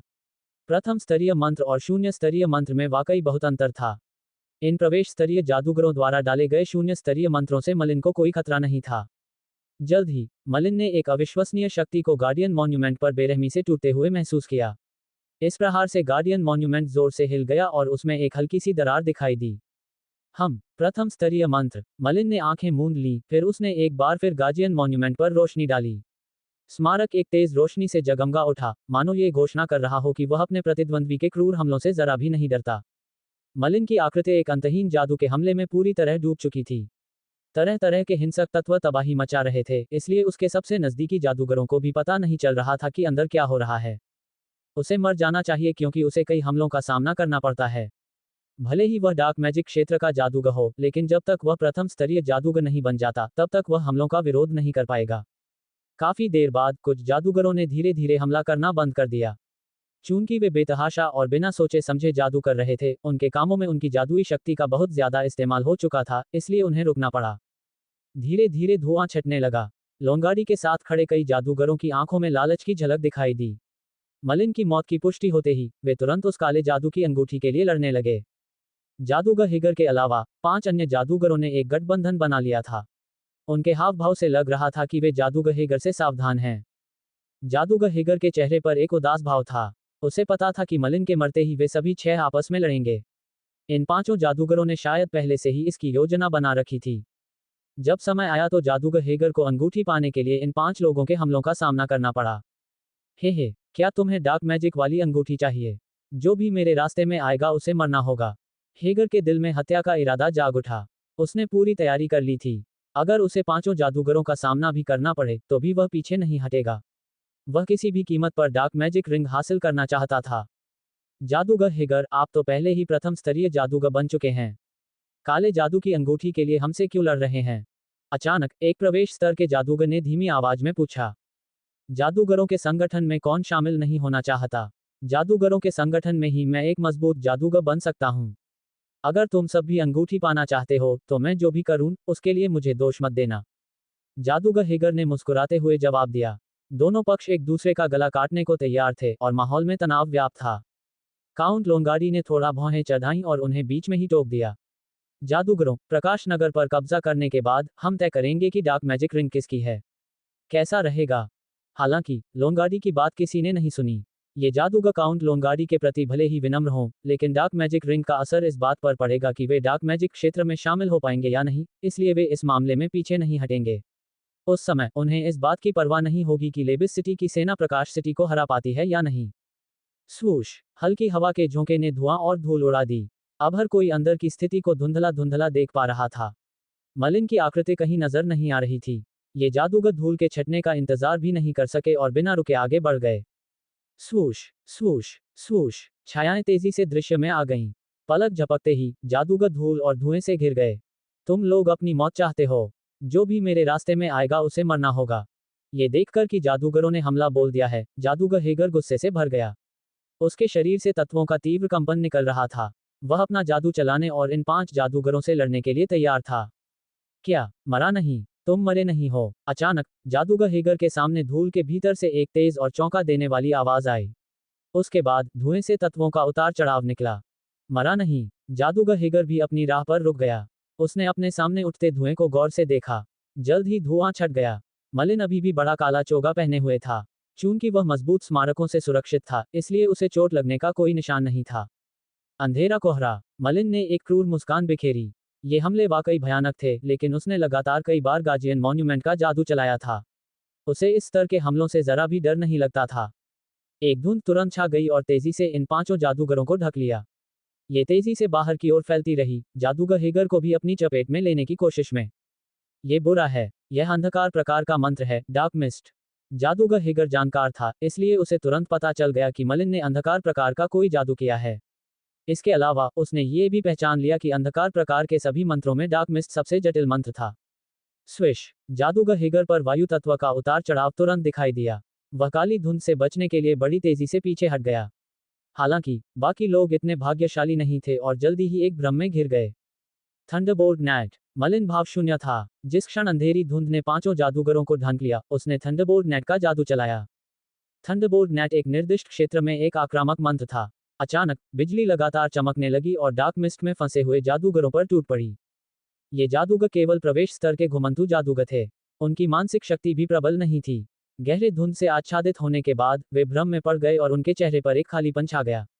उस समय कोई भी जादू उन्हें मार सकता था, थंडरबोल्ट नेट की तो बात ही छोड़िए। धुंध में बालों जैसी बारीक बिजली चमकती रही। यह अद्भुत लग रही थी, लेकिन इस खूबसूरत नज़ारे के साथ 5 जादूगरों की मौत भी थी। ओह, मलिन ने हल्का सा हाथ हिलाया और डार्क मिस्ट को उड़ा दिया। जमीन पर सिर्फ 5 लाशें बची थीं। जादूगर हेगर, जो डार्क मिस्ट से बचने के लिए भाग गया था, मारा नहीं गया। काउंट लोनगार्डी द्वारा भर्ती किए गए सभी स्पेलकास्टर्स अपनी जान गंवा चुके थे। मर गया। कितना भयानक जादू। आमतौर पर संयमित रहने वाले काउंट लोनगार्डी, मलिन को सिर्फ 2 मंत्रों से 5 जादूगरों को मारते देखकर अपना संयम बनाए नहीं रख पाए। तभी उनकी नजर जादूगर हेगर पर पड़ी। जादूगर हेगर उनकी आखिरी सुरक्षा पंक्ति थे। जादूगर हेगर, क्या आपके पास मलिन से निपटने का कोई तरीका है? काउंट लोनगार्डी ने धीमी आवाज में पूछा। भले ही वह जादूगर न हो, पर वह देख सकता था कि मलिन इतना ताकतवर था कि जादूगर हेगर भी उससे डरता था। जादूगर हेगर मलिन को घूर रहा था। उसने जमीन पर पड़े जादूगरों के शवों पर नजर डाली और गहरी सांस ली। फिर उसके चेहरे पर दृढ़ निश्चय का भाव प्रकट हुआ। सर, निश्चिंत रहें, मुझे मलिन को मारने का पूरा भरोसा है। जादूगर हेगर एक कदम आगे बढ़ा और मलिन की ओर देखा। मलिन, तुम तो डार्क मैजिक क्षेत्र के किसी जादूगर से कम नहीं हो। तुम 1 साल में इतने ताकतवर हो गए हो। वाह, तुमने तो मुझे डार्क मैजिक क्षेत्र का और भी सम्मान करने पर मजबूर कर दिया है। सिर्फ जादूगरों का संगठन ही मुझे और भी ताकतवर जादूगर बना सकता है। मलिन ने भौहें चढ़ाईं। क्या ये जादूगर हेगर स्थिति को समझ नहीं पा रहा था? हालांकि मलिन ने केवल 2 ही मंत्र डाले थे, फिर भी वह किसी भी प्रथम स्तरीय जादूगर से कमजोर नहीं था। फिर भी जादूगर हेगर अभी भी आत्मविश्वास से लबालब था। यह आत्मविश्वास कहां से आया? ठीक जब मलिन उलझन में था, जादूगर हेगर के हाथों में अचानक एक प्राचीन मंत्र स्क्रॉल प्रकट हुआ। यद्यपि यह स्पेल स्क्रॉल घिसा हुआ दिखाई देता है, फिर भी इसमें उतार चढ़ाव होता रहता है। अध्याय 168, दानव क्षमता, ग्लेशियल फिंगर। अनुवादक, सुपर टॉप नॉवेल चैनल द्वारा। स्विश, स्पेल स्क्रॉल से बर्फ के तत्वों का जोरदार उतार चढ़ाव प्रसारित हुआ। तुरंत ही एक सफेद हिमखंड प्रकट हुआ, आकाश को चीरता हुआ, लोहे के सुए की तरह सीधा मलिन पर आ गिरा। यह एक द्वितीय स्तर का मंत्र था, आइस आउल। बर्फ प्रकार के मंत्र मुख्यतः आक्रमण और प्रतिद्वंद्वी को बांधने के लिए उपयोग किए जाते थे। मलिन के बर्फ प्रकार के मंत्र की विशेषता उसकी बांधने की क्षमता थी। वहीं बर्फ प्रकार के मंत्रों में बर्फ आउल सबसे ज्यादा आक्रामक क्षमता वाला मंत्र था। इसके अलावा यह एक द्वितीय स्तरीय मंत्र था। मलिन को जरा भी उम्मीद नहीं थी कि हेगर के पास दूसरे स्तर का स्पेल स्क्रॉल होगा, क्योंकि वह एक घुमक्कड़ जादूगर था। अगर वह रिसोर्स टॉवर में वापस आ जाता तो इतने शक्तिशाली आक्रामक मंत्र के लिए उसे कम से कम सैकड़ों योगदान अंक गंवाने पड़ते। जादूगर हेगर का असली तुरुप का पत्ता यही था। दूसरे स्तर का एक स्पेल स्क्रॉल कई पहले स्तर के जादूगरों को खत्म करने के लिए काफी था। मलिन जैसे प्रवेश स्तर के जादूगर की तो बात ही छोड़िए। हे अपनी मौत से मिलो। मलिन दूर से भी आइस आउल द्वारा उत्सर्जित ठंडी आभा को स्पष्ट रूप से महसूस कर सकता था। संरक्षक स्मारक। दूसरे स्तर के जादू का सामना करते हुए मलिन ने गहरी सांस ली और तुरंत गार्जियन मॉन्यूमेंट का जादू कर दिया। कोई साधारण नहीं, बल्कि उसका सशक्त संस्करण। उसका अपनी रक्षा में लापरवाही बरतने का कोई इरादा नहीं था। टकराना। बर्फीला आउल मलिन के गार्जियन मॉन्यूमेंट से जोरदार टक्कर मार रहा था। गार्जियन मॉन्यूमेंट की सुरक्षा में रहते हुए भी मलिन को एक असहनीय ठंड का एहसास हुआ। बर्फीले आउल की ठंडक अभी भी मलिन के शरीर में समा रही थी। हालांकि वह भाग्यशाली था कि उसकी ठंडी आभा उतनी तेज नहीं थी। चूंकि मलिन का शारीरिक गुण सराहनीय था और उसके पास बर्फ जैसा मंत्र भी था, इसलिए वह अपने अंदर की इस ठंडी आभा को तुरंत बेअसर कर सका। दरार। आखिरकार गार्जियन मॉन्यूमेंट का मजबूत संस्करण आइस आउल के आगे टिक नहीं पाया। देखते ही देखते स्मारक टुकड़े टुकड़े हो गया और मलबा इधर उधर उड़ गया। गार्जियन मॉन्यूमेंट का मजबूत संस्करण पहले से ही दूसरे स्तर के मंत्र के बहुत करीब था। हालांकि यह आइस आउल के सामने टिक नहीं सका, लेकिन अंततः इसकी अधिकांश ऊर्जा समाप्त करने में सफल रहा। इस प्रकार मलिन ने 2 बार गार्जियन मॉन्यूमेंट का प्रयोग किया, फिर आइस आउल की ऊर्जा को पूरी तरह से समाप्त कर दिया। ये कैसे संभव है? गार्जियन मॉन्यूमेंट तो केवल प्रथम स्तरीय मंत्र है। यह आइस आउल को कैसे रोक सकता है? ये जानकर कि आइस आउल ने मलिन को कोई नुकसान नहीं पहुंचाया, जादूगर हेगर के चेहरे के भाव बदल गए। उसकी आंखें अविश्वास से भर गईं। आइस आउल के स्पेल स्क्रॉल का इस्तेमाल करना उसका पहला मौका नहीं था। जब जादूगर हेगर को संयोगवश आइस आउल के 5 स्पेल स्क्रॉल मिले थे, तो हर बार जब वह स्क्रॉल इस्तेमाल करता था, तो वह एक प्रथम स्तरीय स्पेल कास्टर को मार गिराता था।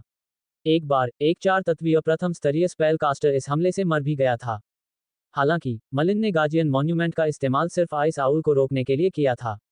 इससे जादूगर हेगर की गार्जियन मॉन्यूमेंट के बारे में समझ पूरी तरह से पलट गई थी। ये सही नहीं है। गार्जियन मॉन्यूमेंट की रक्षात्मक क्षमता निश्चित रूप से उतनी मजबूत नहीं है। क्या ऐसा हो सकता है कि आपके पास इसकी सुरक्षा बढ़ाने के लिए कोई कास्टिंग टूल हो? जादूगर हेगर ने अपना भाव बदल दिया, मानो उसने अभी कुछ सोचा हो। कास्टिंग औजारों को आमतौर पर 3 प्रकारों में विभाजित किया जाता था: आक्रामक, रक्षात्मक और सहायक। इन सब में आक्रामक कास्टिंग औजार सबसे दुर्लभ थे, जबकि रक्षात्मक कास्टिंग औजार सबसे आम थे। दूसरी ओर सहायक कास्टिंग औजार सबसे मजबूत थे, जिनमें वह सब कुछ था जिसकी कल्पना की जा सकती थी। इसके अलावा सहायक जादू के औजारों में एक प्रकार का भयानक जादू का औजार भी था, संवर्धन करने वाला। एक बार जब किसी के पास संवर्धन करने वाला औजार होता, तो वह जादू करने वाले द्वारा जादू करने पर जादू की शक्ति बढ़ाने के लिए इसका इस्तेमाल कर सकता था। हालांकि ऐसे वर्धक जादू टोना करने वाले औजार मिलना बहुत मुश्किल था। कई जादूगरों के संगठनों के पास तो ऐसा कोई जादू टोना करने वाला औजार भी नहीं था। कास्टिंग टूल को बढ़ाना। मलिन ने सीधे जवाब नहीं दिया। जादूगर हेगर को यह समझ में आ गया कि उसके पास एक एनहांसिंग कास्टिंग टूल है। इस तरह चीजें कम परेशानी वाली होंगी। स्विश। मलिन की आकृति चमक उठी और उस पर मौजूद वायु तत्व तेजी से हिलने लगा। वह जादूगर हेगर की ओर तेजी से दौड़ा, जबकि जादूगर हेगर मलिन का सामना करने की हिम्मत नहीं जुटा पाया, क्योंकि उसके पास कोई जादू टोना नहीं था। इस पर जादूगर हेगर ने अपना वायु प्रकार का जादू चलाया और उसकी गति तुरंत दोगुनी हो गई। इसलिए वह बेतहाशा पीछे हट गया। भाग रहे हो? क्या तुम्हें नहीं लगता कि इसके लिए अब बहुत देर हो चुकी है? Thunderbolt net. बिना किसी हिचकिचाहट के मलिन ने थंडरबोल्ट नेट का इस्तेमाल किया। वह जादूगर हेगर को रोकने के लिए थंडरबोल्ट नेट के लकवाग्रस्त प्रभाव का फायदा उठाना चाहता था। स्विश। मलिन ने गेल का शक्तिशाली संस्करण डाला। एक क्षण में उसकी गति अचानक बढ़ गई, जादूगर हेगर से भी तेज। जब वह जादूगर हेगर के पास पहुंचा, तो मलिन की मानसिक शक्ति ने उसकी चेतना में डार्क मिस्ट के जादू मॉडल का अनुकरण किया। अंधेरा कोहरा। इस बार मलिन ने सीधे डार्क मिस्ट का मजबूत संस्करण डाला। आखिरकार हेगर की मानसिक शक्ति कमजोर नहीं थी, उसके पास अब दूसरे स्तर की मानसिक शक्ति थी। साधारण डार्क मिस्ट का उस पर ज्यादा असर नहीं होता। जल्द ही एक धुंध छा गई और हेगर को घेर लिया। इससे पहले कि वह धुंध में छिपता, उसके चेहरे पर एक गंभीर भाव उभर आया। जैसे ही हेगर पर डार्क मिस्ट का गहरा प्रभाव पड़ा, उसके चेहरे पर दहशत छा गई। वह चीखा, नहीं नहीं, मुझे मत मारो जादूगर मलिन। मेरे पास एक राज है, एक परम राज। अगर तुम। उसकी बात पूरी भी नहीं हुई थी कि अचानक उसकी आवाज बंद हो गई। जादूगर हेगर के चेहरे पर एक भाव भंगिमा छा गई, वह किसी भ्रम में पड़ गया था। मलिन के डार्क मिस्ट का मजबूत संस्करण अधिकतम द्वितीय स्तरीय मानसिक शक्ति वाले जादूगर को भी भ्रम में डाल सकता था। चूंकि जादूगर हेगर के पास मलिन की तरह सामान्य द्वितीय स्तरीय मानसिक शक्ति ही थी, इसलिए वह कोई अपवाद नहीं था। टकराना। मलिन ने फायर बॉल का प्रयोग किया और जादूगर हेगर को मार डाला। तभी मलिन ने काउंट लोंगार्डी पर नजर डाली। इस पल वह अपना सारा संयम खो बैठा था, उसका चेहरा पीला पड़ गया था और उसके होंठ हल्के से कांप रहे थे। जादूगर मलिन, मैं सेना को पीछे हटने का आदेश दे सकता हूं। टकराना। मलिन को काउंट लोंगार्डी की कोई परवाह नहीं थी, इसलिए उसने काउंट लोंगार्डी पर फायर बॉल फेंका, जिससे वह तुरंत मर गया। इसके अलावा मलिन अपने दुश्मन को बख्शने का इरादा नहीं रखता था। काउंट लोंगार्डी को मारने के बाद मलिन जमीन पर पड़े 6 शवों के पास गया। उसने जादूगर हेगर और बाकियों से सारी अंगूठियां लूट लीं, फिर आसमान की ओर उंगली उठाई। देखते ही देखते कई छोटे छोटे आग के गोले हवा में उछलकर फट गए। काउंट सेलिन और शहर की दीवारों पर दूर खड़े बाकियों ने उन्हें साफ देख लिया। ये वह संकेत था जो मलिन और काउंट सेलिन के बीच तय हुआ था। जब मलिन काउंट लोंगार्डी को सफलतापूर्वक मार देगा तो वह काउंट सेलिन को स्थिति की सूचना देने के लिए एक संकेत भेजेगा। हा बैरन मलिन ने कर दिखाया। उसने सचमुच कर दिखाया। काउंट सेलिन और अन्य लोग उस समय आश्चर्य से अभिभूत हो गए जब उन्होंने हवा में आग का गोला देखा। फिर काउंट सेलिन ने फिर से गंभीर भाव धारण किया और अपने आदमियों को निर्देश दिया। मेरा आदेश भेजो, द्वार खोलो, सभी कुलीन लोग अपने शूरवीरों को लेकर बाहर निकल जाएं। इस बार हम लेबिस शहर की सेना को एक ही झटके में हरा देंगे। काउंट सेलिन ने शांति से अपना आदेश दिया। लेबिस शहर को हराने का यह एकदम सही मौका था। अगर वह लेबिस शहर से पर्याप्त संख्या में सैन्य टुकड़ियों को खत्म कर पाता तो वह लेबिस शहर को अपने नियंत्रण में ले सकता था। काउंट सेलिन ये सोचकर घबरा गया। शुरू में उसे लगा था कि अगर लोंगार्दी शहर में घुस भी नहीं पाया तो भी उसे भारी नुकसान होगा।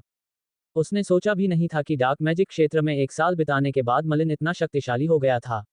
उसने न सिर्फ हजारों लोगों की सुरक्षा को भेद दिया था, बल्कि अकेले ही सभी विरोधी जादूगरों को भी मार गिराया था। यहां तक कि लोंगार्डी भी मलिन के हाथों मारा गया था।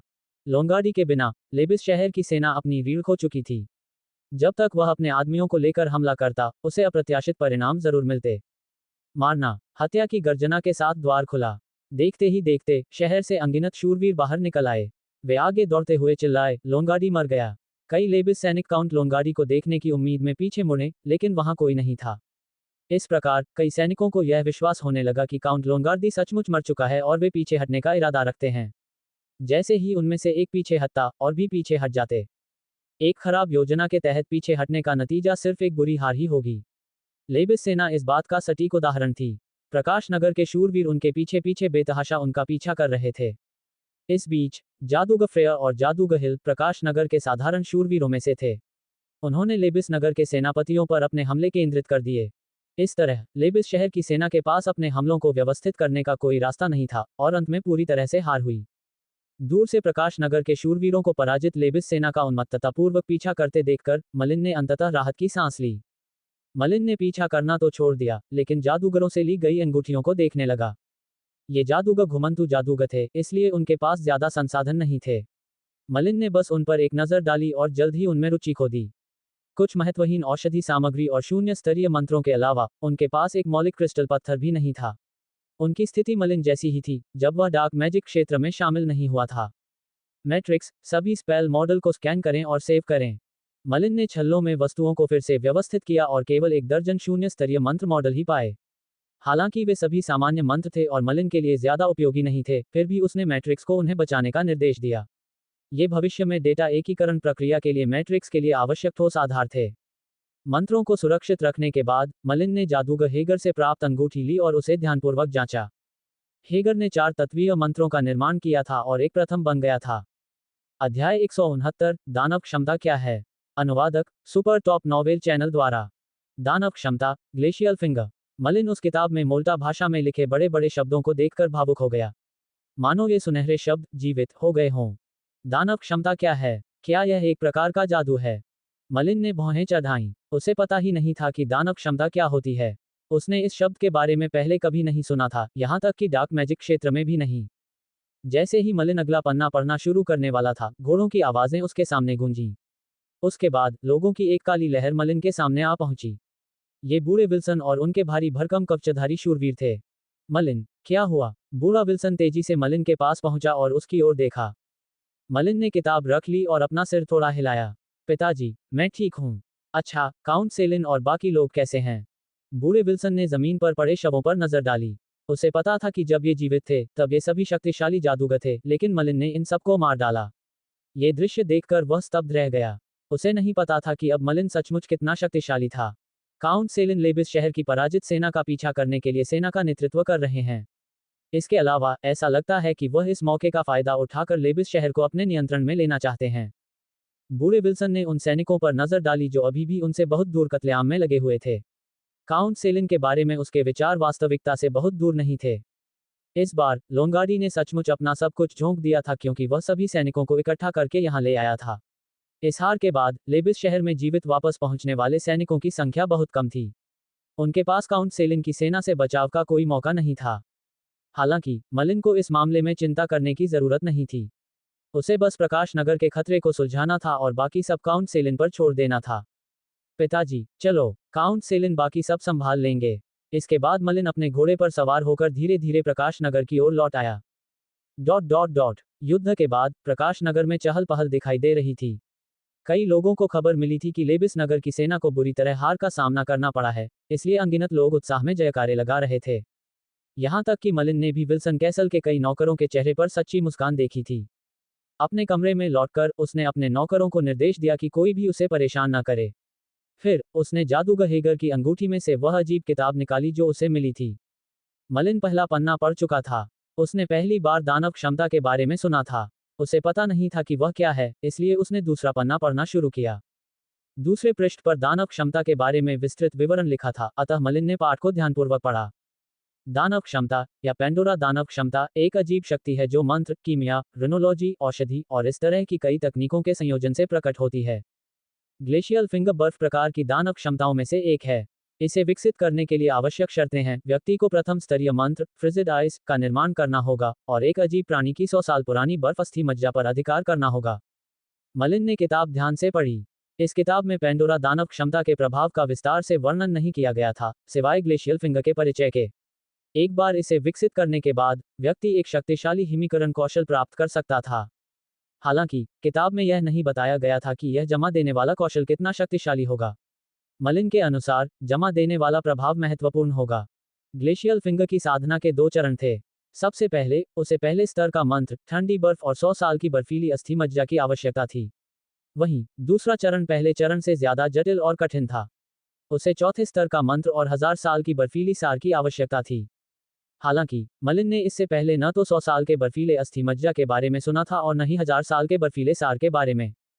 दूसरी ओर ग्लेशियल फिंगर के पहले चरण में आवश्यक प्रथम स्तरीय मंत्र फ्रीजिड आइस था, जिसे मलिन भी बनाना चाहता था। चूंकि उसकी मानसिक शक्ति अभी भी अपर्याप्त थी, इसलिए वह उसे नहीं बना सका। मलिन ने अपनी आंखें थोड़ी बंद की और अपने दिमाग में जानकारी को फिर से व्यवस्थित किया। हेगर से प्राप्त अजीबोगरीब पेंडोरा दानव क्षमता ग्लेशियल फिंगर एक शक्तिशाली अतिरिक्त होगी। चूंकि मलिन भी ठंडी बर्फ बनाने की तैयारी कर रहा था, इसलिए अगर उसे 100 साल पुरानी बर्फ की अस्थि मज्जा मिल जाए तो उसे ग्लेशियल फिंगर विकसित करने में कोई आपत्ति नहीं होगी। इसके बाद मलिन ने अपनी आंखें पूरी तरह बंद कर लीं और ध्यान करना शुरू कर दिया। एक महीने बाद काउंट सेलिन ने अपनी सेना का नेतृत्व करते हुए लेबिस शहर पर सफलतापूर्वक कब्जा कर लिया। काउंट सेलिन का प्रभाव तुरंत दोगुना हो गया। अब पूरा प्रकाश शहर एक अत्यंत शक्तिशाली छोटा सा नगर राज्य बन गया था। काउंट सेलिन अपना उद्देश्य पूरा करने के बाद भी मलिन से किया अपना वादा नहीं भूले। उन्होंने सार्वजनिक रूप से मलिन को बैरन से विस्काउंट पद पर पदोन्नत करने और ओल्ड विल्सन को बैरन नियुक्त करने की घोषणा की। प्रकाश नगर में एक परिवार में 2 कुलीन लोगों का होना बेहद दुर्लभ था। आखिरकार कुलीन उपाधियां तो पूरे परिवार को विरासत में मिलती थीं।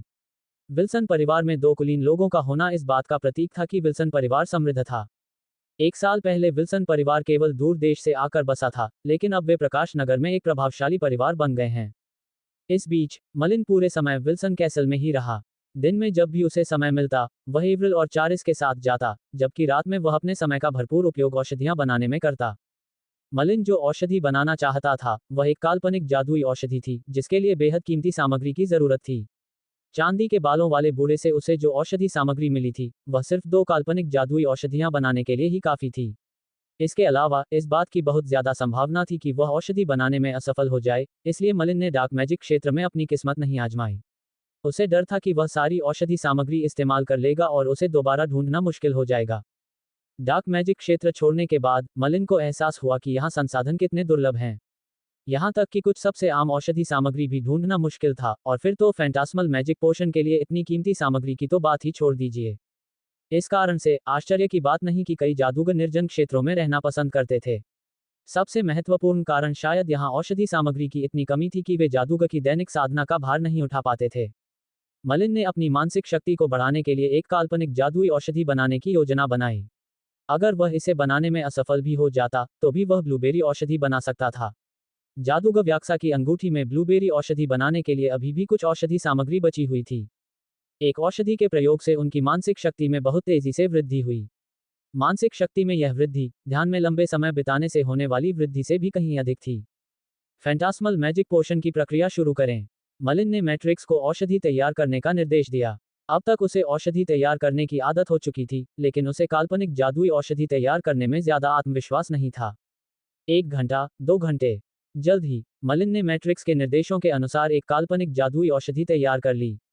दुर्भाग्य से मैट्रिक्स द्वारा सत्यापन के बाद भी वह औषधि तैयार करने में असफल रहा। अब जो बचा था वह औषधि सामग्री का आखिरी हिस्सा था। फिर भी मलिन औषधि बनाने के लिए दृढ़ था। डार्क मैजिक क्षेत्र में उसने लगभग 5 काल्पनिक जादुई औषधियां बनाई थीं, लेकिन केवल आखिरी औषधि ही काम कर पाए।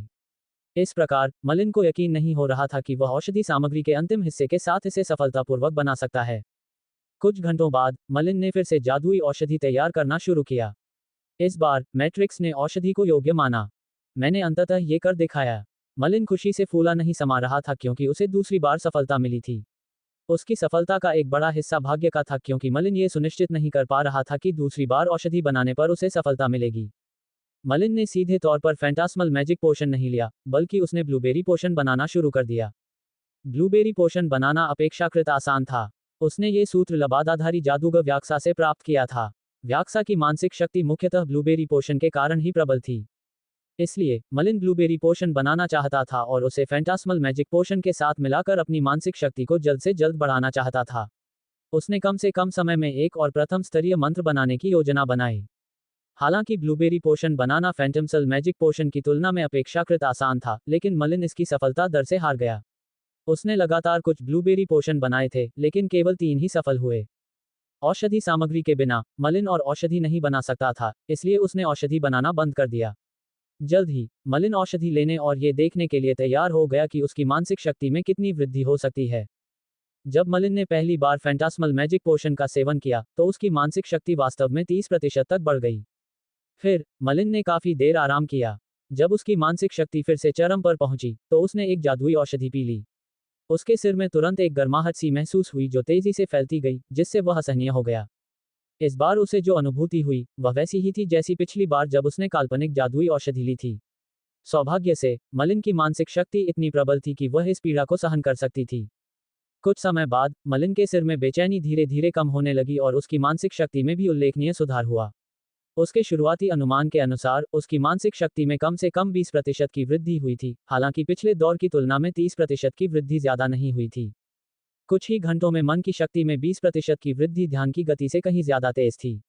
हालांकि इसके लिए उन्हें बड़ी कीमत भी चुकानी पड़ी। अध्याय 170, दूसरा प्रथम स्तरीय मंत्र। अनुवादक सुपर टॉप नॉवेल चैनल द्वारा। मलिन के पास कुल 6 मंत्र थे। डार्क मैजिक क्षेत्र छोड़ने से पहले जादूगर लियो ने उसे सभी जरूरी प्रथम स्तरीय मंत्र दे दिए थे। इसलिए उसके पास प्रथम स्तरीय मंत्रों की कमी नहीं थी, इसलिए उसे अपने दूसरे प्रथम स्तरीय मंत्र के रूप में एक अच्छा विकल्प चुनना होगा। मलिन का पहला प्रथम स्तरीय मंत्र पृथ्वी प्रकार का रक्षात्मक मंत्र गार्जियन मॉन्यूमेंट था। इस मंत्र ने वाकई उसकी बहुत मदद की थी। अगर लॉन्गार्डी द्वारा भर्ती किए गए स्पेल कास्टर्स के खिलाफ लड़ते समय उसके पास गार्जियन मॉन्यूमेंट नहीं होता तो वह सिर्फ अर्थ गार्ड के साथ जादूगर हेगर के द्वितीय स्तरीय मंत्र हमले का सामना कभी नहीं कर पाता। रक्षात्मक मंत्र के बाद मलिन को लगा कि उसके आक्रामक मंत्र कम शक्तिशाली हो गए हैं। आखिरकार न तो फायरबॉल और न ही थंडरबोल्ट नेट कुछ प्रथम स्तरीय रक्षात्मक मंत्रों की रक्षा को भेद सकते थे। जादूगर हेगर के मामले में भी मलिन उसे डार्क मिस्ट के शक्तिशाली संस्करण का प्रयोग करके और जादूगर हेगर को एक भ्रम में खींचकर ही मार पाया था। मलिन का फायरबॉल और थंडरबोल्ट नेट जादूगर हेगर को अकेले मारने के लिए पर्याप्त शक्तिशाली नहीं थे। मलिन ने इस विषय पर बहुत देर तक सोचा। हालांकि उसकी आक्रामक शक्ति अपर्याप्त थी, फिर भी अगर वह फ्यूरियस फ्लेम की तुलना डार्क लाइट रियल्म से करता तो निस्संदेह मलिन के लिए डार्क लाइट रियल्म ज्यादा उपयोगी था। एक बार जब उन्होंने डार्क लाइट दायरे का प्रयोग किया तो तीसरे स्तर के जादूगरों के बराबर माइंड पावर वाले जादूगर भी इसे नहीं तोड़ सके। डार्क लाइट दायरे में एक प्रबल भ्रमकारी प्रभाव था। चाहे जादूगर कितना भी शक्तिशाली क्यों न हो, अगर वह इसके भ्रम में पड़ जाता तो उसे अपनी इच्छा से कुचला जा सकता था। इस प्रकार मलिन ने डार्क लाइट दायरे को अपना दूसरा प्रथम स्तरीय मंत्र बनाने का निर्णय लिया। मैट्रिक्स डार्क लाइट रियल्म के स्पेल मॉडल का विश्लेषण करें। बीप मिशन स्थापित। विश्लेषण शुरू। मैट्रिक्स ने स्पेल मॉडल का विश्लेषण करना शुरू कर दिया, जबकि मलिन चुपचाप प्रतीक्षा करते हुए ध्यान कर रहा था। लगभग आधे घंटे के बाद मैट्रिक्स ने अंततः डार्क लाइट रियल्म के स्पेल मॉडल का पुनर्निर्माण कर लिया। हालांकि विश्लेषण में सामान्य से थोड़ा ज्यादा समय लगा। बीप 1,11,368 डार्क लाइट दायरे के मंत्र मॉडल का पुनर्निर्माण किया गया है। लगभग 1,10,000 स्पेल मॉडल का पुनर्निर्माण किया गया था।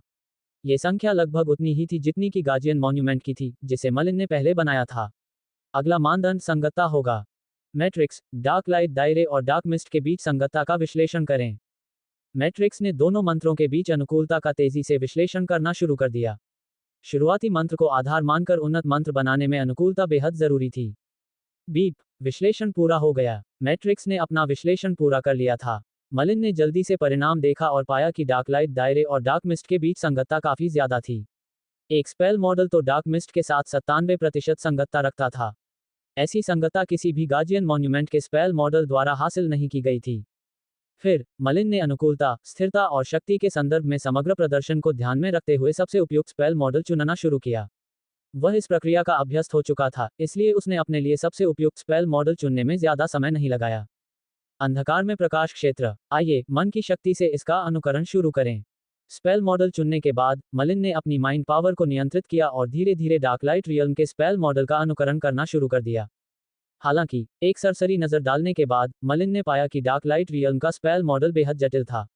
ये गार्जियन मॉन्यूमेंट के स्पेल मॉडल से कहीं ज्यादा जटिल था। दरअसल स्पेल मॉडल जितना जटिल होगा, उसे अनुकरण करने के लिए उतनी ही ज्यादा मानसिक शक्ति की जरूरत होगी। जब मलिन रिसोर्स टॉवर में डार्क लाइट रियल्म पर विचार कर रहे थे तो उन्हें सावधान रहने की सलाह दी गई, जिससे डार्क लाइट रियल्म के स्पेल मॉडल की जटिलता साबित हुई। अब जब उन्होंने इसे अपनी आंखों से देखा था तो ये सचमुच अकल्पनीय सीमा तक जटिल था। कुछ द्वितीय स्तरीय मंत्रों का मंत्र मॉडल डार्क लाइट दायरे से भी कम जटिल हो सकता है। मलिन ने अपनी मानसिक शक्ति से डार्क लाइट दायरे के 1/3 मंत्र मॉडल का अनुकरण किया था, फिर वह रुक गया। उसने आंखें खोली और असहाय होकर अपना सिर हिलाया। वह बुदबुदाया, बहुत जटिल है। मेरे पास पर्याप्त मानसिक शक्ति नहीं है। ऐसा लगता है कि अगर मुझे डार्क लाइट दायरे का सफलतापूर्वक निर्माण करना है तो मुझे अधिकतम द्वितीय स्तरीय या यहां तक कि तृतीय स्तरीय मानसिक शक्ति की आवश्यकता होगी। डार्क लाइट दायरे का मंत्र मॉडल बहुत जटिल था, इसे अनुकरण करने के लिए अत्यधिक मानसिक शक्ति की आवश्यकता थी। इसलिए भले ही मलिन ने उन्नत मन ध्यान मंत्र की साधना और औषधियों के सेवन से अपनी मानसिक शक्ति में सुधार किया हो, फिर भी वह अपनी जागरूकता में डार्क लाइट दायरे के मंत्र मॉडल का अनुकरण नहीं कर सका। अगर वह जबरदस्ती ऐसा करता तो शायद खुद को खतरे में डाल लेता। मलिन बिना पूरे आत्मविश्वास के कुछ भी नहीं करता था। हालांकि उसे इस बात का अफसोस था कि वह डार्क लाइट दायरे का निर्माण नहीं कर सका, लेकिन मलिन शांत था। इसलिए उसने एक और मंत्र चुनने का फैसला किया। ठंडी बर्फ एक अच्छा विकल्प था। आखिरकार अगर वह ठंडी बर्फ का निर्माण सफलतापूर्वक कर लेता तो मलिन पेंडोरा की दानव क्षमता, ग्लेशियल फिंगर, विकसित करने की एक शर्त पूरी कर लेता। भविष्य में 100 साल पुरानी बर्फ की अस्थि मज्जा मिलने के बाद वह इसकी साधना शुरू कर सकता था। हालांकि ग्लेशियल फिंगर की शक्ति ज्ञात नहीं थी, मलिन ने सोचा कि यह इतनी बुरी नहीं होगी। आखिरकार फ्रीजेड आइस, जो एक प्रथम स्तरीय मंत्र था, उसे साधने की बुनियादी शर्तों में से एक थी। कम से कम ग्लेशियल फिंगर की शक्ति फ्रीजेड आइस से ज्यादा तो होगी ही। हालांकि वह ग्लेशियल फिंगर की साधना से आकर्षित था, उसे यह स्पष्ट था कि फ्रीजेड आइस केवल एक बंधनकारी मंत्र था। भले ही इसमें बर्फ का जहर हो, लेकिन इसकी आक्रामक क्षमता स्पष्ट रूप से आक्रामक मंत्र फ्यूरियस फ्लेम से कम शक्तिशाली थी। मलिन की वर्तमान मानसिक शक्ति उसे केवल प्रथम स्तरीय मंत्र बनाने में ही मदद कर सकती थी। इसलिए उसे ठंडी बर्फ और उग्र ज्वाला में से किसी एक का चुनाव करना होगा। कोई बात नहीं, चलो पहले उग्र ज्वाला का निर्माण करते हैं। इस तरह मेरे पास प्रथम स्तरीय रक्षात्मक मंत्र और प्रथम स्तरीय आक्रामक मंत्र दोनों होंगे। इससे मुझे अपनी क्षमताओं को संतुलित करने में मदद मिलेगी। मलिन ने अपने चुनाव पर काफी देर तक विचार किया और अंततः उग्रज्वाला को चुनने का फैसला किया, क्योंकि दानव क्षमता, ग्लेशियल फिंगर, के लिए अभी भी 100 साल की बर्फ की अस्थि मज्जा की जरूरत थी। मलिन ने इस वस्तु के बारे में पहले कभी नहीं सुना था, इसलिए हो सकता है कि उसे यह इस जीवन में कभी न मिले। इसका मतलब था कि वह ग्लेशियल फिंगर की साधना कभी नहीं कर पाएगा। कुछ विचार विमर्श के बाद मलिन ने सोचा कि पहले फ्यूरियस फ्लेम का निर्माण करना अधिक उपयुक्त होगा। उसने बहुत समय पहले फ्यूरियस फ्लेम का स्पेल मॉडल चुना था। जब मलिन डार्क मैजिक क्षेत्र में वापस आया तो उसने फ्यूरियस फ्लेम बनाने की कोशिश की थी, लेकिन अपर्याप्त मानसिक शक्ति के कारण वह असफल रहा। चूंकि मलिन की मानसिक शक्ति काफी बढ़ गई थी, इसलिए वह अभी भी डार्कलाइट रेल्म जैसा जटिल मंत्र नहीं बना पा रहा था। दूसरी ओर उसे फ्यूरियस फ्लेम बनाने में भी कोई दिक्कत नहीं होगी। इसके बाद मलिन ने अपनी आंखें बंद कर लीं और फ्यूरियस फ्लेम का स्पेल मॉडल एक त्रिआयामी छवि के रूप में उसके दिमाग में उभर आया। मलिन ने अपनी मानसिक शक्ति को नियंत्रित किया और फ्यूरियस फ्लेम के मंत्र मॉडल का अनुकरण करना शुरू कर दिया। 1 घंटा, 2 घंटे, 3 घंटे, 6 घंटे पूरे होने तक मलिन का मन अचानक कांप उठा। अचानक एक झुलसा देने वाली आभा तेजी से प्रकट हुई। मलिन के बगल में अनगिनत अग्नि तत्व प्रकट हो गए। एक तत्व मूलतः बिना आकार और रंग का होता है। हालांकि यदि बहुत सारे तत्व एकत्रित हो जाएं, तो वे एक आकार में प्रकट हो जाते हैं। उदाहरण के लिए, एक ज्वाला वास्तव में अनगिनत अग्नि तत्वों से बनी होती है, ठीक वैसे ही जैसे बर्फ के क्रिस्टल असंख्य हिम तत्वों से बने होते हैं। इस समय मलिन के चारों ओर अग्नि रंग के तत्व देखे जा सकते थे।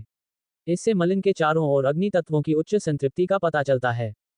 मैंने ये किया है। मलिन ने आंखें खोली और उसकी आंखों में उत्साह की एक झलक उभर आई। आखिरकार उसने अपना दूसरा प्रथम स्तरीय मंत्र उग्र ज्वाला तैयार कर लिया था। मलिन की जागरूकता में फ्यूरियस फ्लेम का मंत्र मॉडल अपने आसपास से अंतहीन अग्नि तत्वों को अवशोषित कर रहा था और तेजी से जादुई शक्ति जमा कर रहा था।